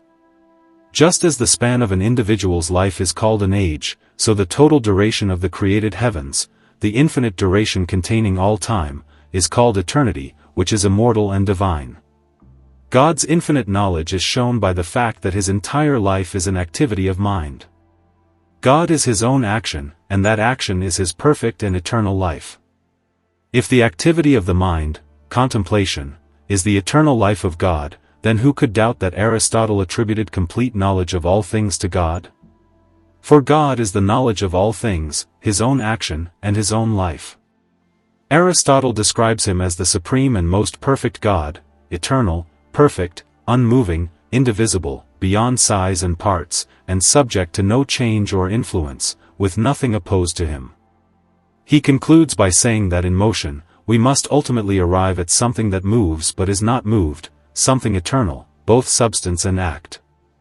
This is the same being he called earlier the first cause of all things, which moves everything. And whatever minds and forms exist above heaven, the inhabitants of that heavenly dwelling, even if they do not share God's exact nature, they possess a condition and dignity next to his. Philadelphus. What is this dignity that these heavenly beings possess? Theophrastus. It is the state of perfect blessedness and the enjoyment of true happiness in the life to come. Philadelphus. But philosophers believed that the highest good and happiness consisted in the good things of this life, such as strength, health, beauty, pleasure, and other bodily benefits. Also in contemplation, courage, patience, temperance, wisdom, and other virtues of the mind. And finally, in freedom, wealth, honor, friendship, and other favorable conditions of fortune. It seems to me that a person who possesses these is happy. Theophrastus. The pagan philosophers, who did not know God through his word, could not define true happiness with certainty. Saint Augustine said that there were 288 different opinions about happiness. Therefore, rejecting human speculation, we who have greater knowledge must understand that true happiness cannot be found in the temporary and unstable things of this life. Solon, one of the greatest wise men of Greece, told King Croesus, who boasted of his wealth and power, "No man is happy before his death."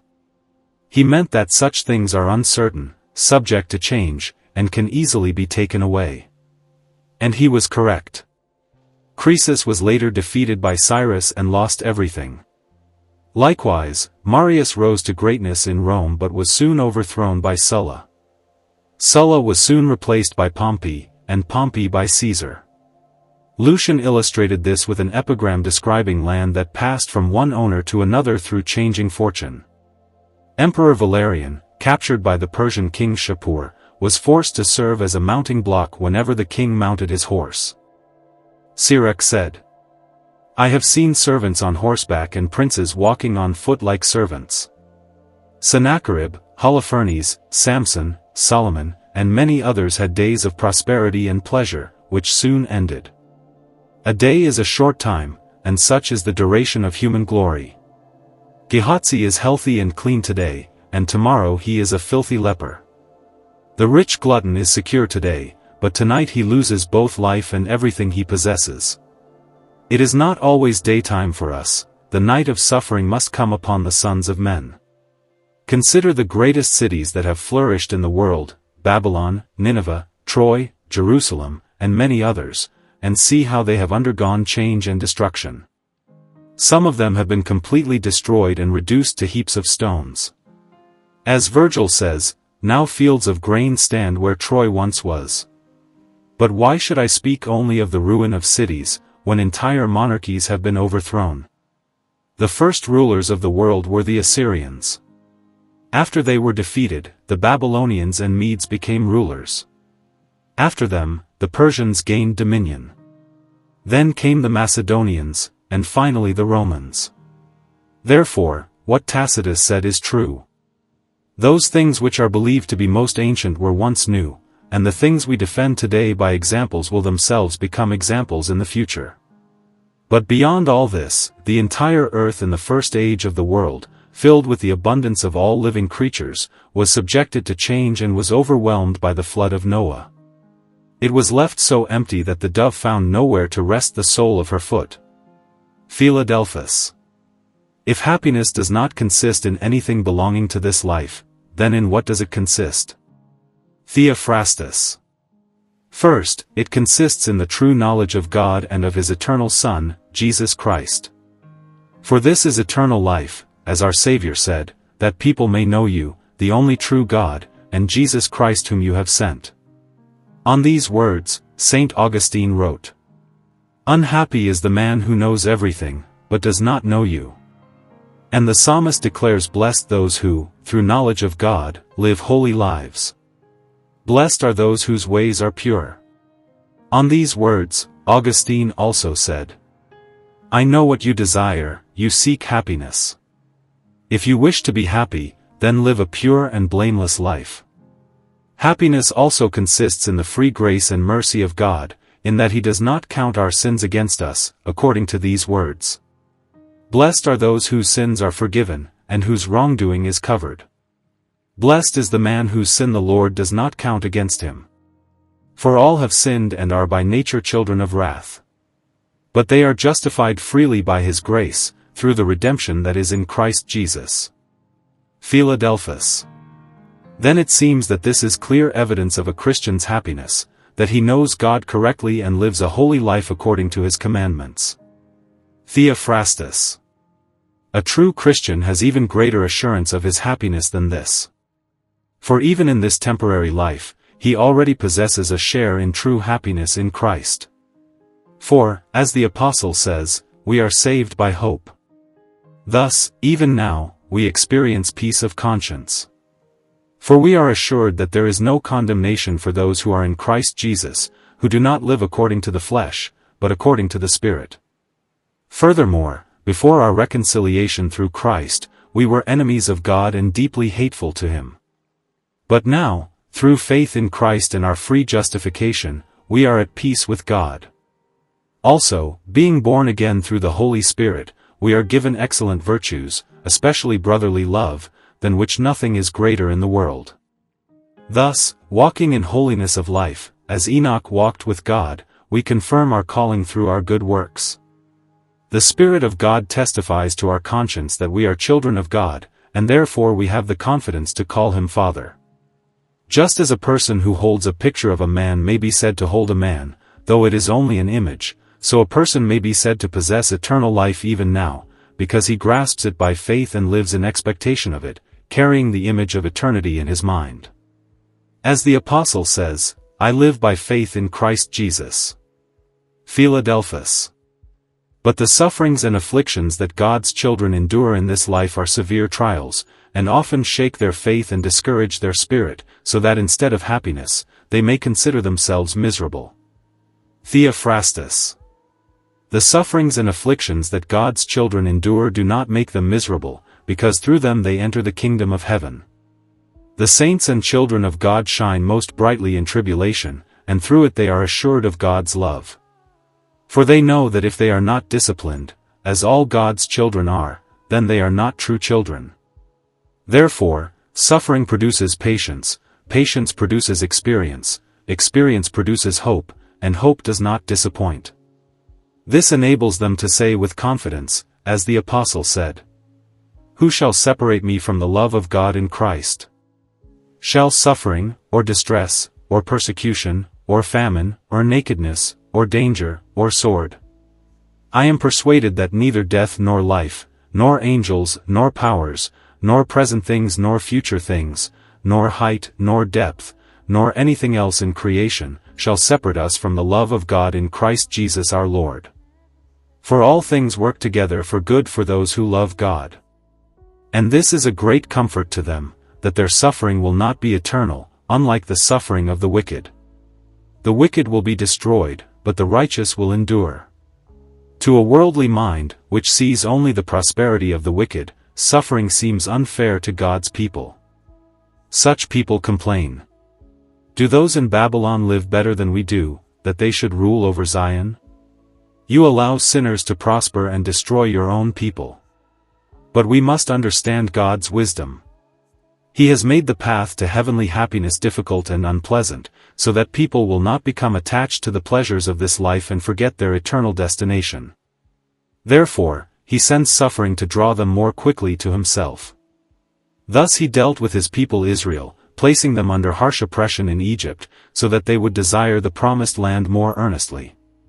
Before Abraham had rest, he lived as a wanderer. Before David became king, he was persecuted by Saul. Before Jacob became wealthy, he served Laban for 14 years. Before Joseph ruled Egypt, he was imprisoned. Before the Israelites entered the Promised Land, they wandered 40 years in the wilderness. Thus you can see the good purpose of suffering. It is like Aaron's rod; when used properly, it is God's instrument for our good. But if it is rejected and despised, it becomes like a serpent and harms us. Philadelphus. In what does the happiness of the life to come consist? Theophrastus. The true happiness of that heavenly and most blessed life to come consists in these things. First, it consists in the restoration of all the principal things in nature to a far greater and higher perfection than they now possess. St. Paul writes of this: "The earnest longing of creation waits for the revealing of the sons of God. For creation was subjected to futility, not by its own will, but by the will of him who subjected it in hope. Because creation itself will be delivered from the bondage of corruption into the glorious freedom of the children of God. For we know that all creation groans together and suffers as in labor until now."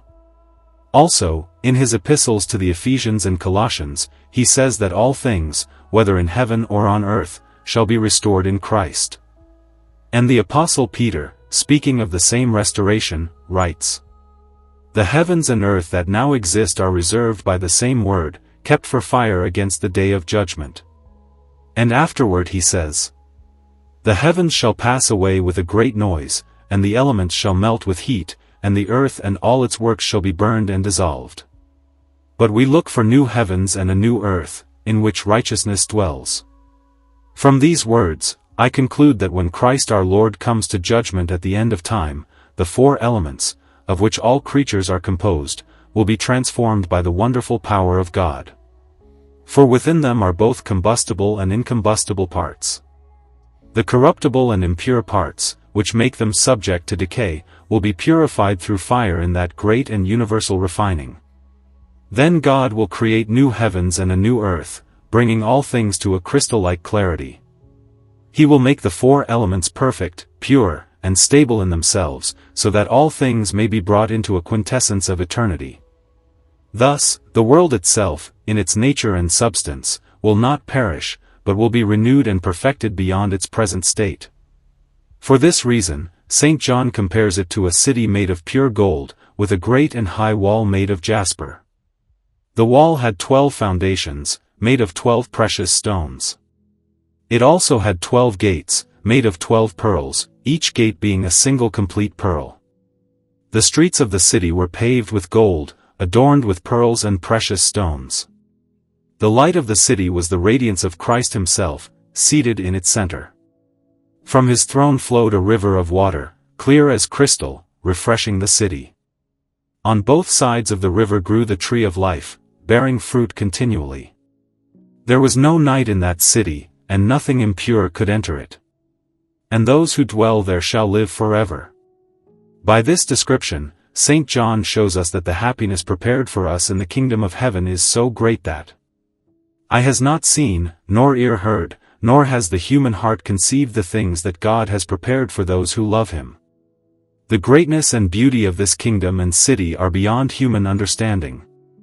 Yet its vastness may be partially imagined by considering the stars. If even the smallest star is so great that no ruler on earth possesses such vast space, and yet countless stars exist in the heavens, with room for many more, then how great must heaven itself be? Therefore, we may say with Baruch, "O Israel, how great is the house of God, and how vast is the place of his possession. Another aspect of our happiness will be that in this place there will be no evil to bring sorrow, pain, or suffering to God's children. Thus the words of the psalm will be fulfilled. No evil shall happen to you, and no plague shall come near your dwelling. In this kingdom, God will wipe away all tears. There will be no more death, sorrow, crying, or pain, for all former things will have passed away. A third aspect of our happiness will be the radiant glory of the glorified bodies and creatures in that kingdom. For if even a single angel is more glorious than anything we now see, then how glorious will it be to behold the entire host of angels, together with the divine majesty and glory of God himself. His glory will cause us to shine like the sun in the kingdom of our Father.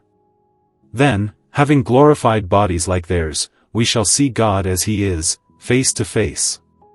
Saint Augustine therefore said, "This vision of God alone is our happiness. For this reason, it is promised only to the pure in heart. What joy it will be to behold the Holy Trinity and all divine mysteries at once. For what can remain unknown to one who sees him who knows all things? Then the human mind shall have perfect peace and rest. It will desire nothing more, because all truth will be fully revealed. Faith will reach its fulfillment. Hope will receive what it long desired. And love will remain forever. Then eternal praise will be sung to the Lamb. And though the song is always sung, it will always be new." Philadelphus. O happy and sweet death, which frees the soul from this sinful body as from a miserable prison, to dwell with Christ in heaven. This heavenly meditation moved St. Paul to desire to depart and be with Christ. For it cannot be expressed how great the joy of the blessed souls will be, especially when soul and body are reunited in the resurrection. O joy above all joys! O everlasting kingdom! O endless light! O peace of God beyond all understanding! In this kingdom there is joy without sorrow, health without suffering, life without labor, light without darkness, beauty without decay, love without end. There, youth never ages, life never ends, joy never ceases, all sorrow disappears, all evil is gone. For they possess you, O Lord, who are the perfection of their happiness. This meditation of St. Augustine, if people truly reflected on it, would greatly encourage them to seek eternal happiness. Human life is like a race or a battle. It requires effort and struggle to obtain the crown. St. Paul said, "I have fought the good fight, I have finished the race, I have kept the faith. Now there is laid up for me the crown of righteousness." Likewise, those who seek eternal happiness must struggle against worldly obstacles, wealth, pleasure, honor, and earthly desires. For habit becomes like nature, and changing one's nature requires great effort. Thus, the kingdom of God is attained through faith, love, and spiritual strength. And in this way, the kingdom of God is said to be within us. If people truly understood this, they would not pursue temporary worldly pleasures, but would strive to attain eternal happiness. The philosopher Theocritus, after reading Plato's teaching on the soul's immortality, was so moved that he threw himself from a tower, hoping to gain immortality. If pagan philosophy could inspire such belief, how much more should the gospel of Christ inspire us, who know the truth of eternal life? Remember this truth. This life is only a moment. The joy of heaven is eternal. It can never be lost. It can never end. Therefore, fix your heart on heaven, and stand firm against temptation. Philadelphus. I thank you for your effort in this comforting discourse on heavenly glory. In comparison to it, I confess that all the joys of this world are anguish, all pleasure is sorrow, all beauty is vanity. And now, taking my leave of you, I entrust both you and myself to the protection of the eternal God, that he may preserve us in true faith and prepare us for death, so that we may enjoy the heavenly happiness to come. The End.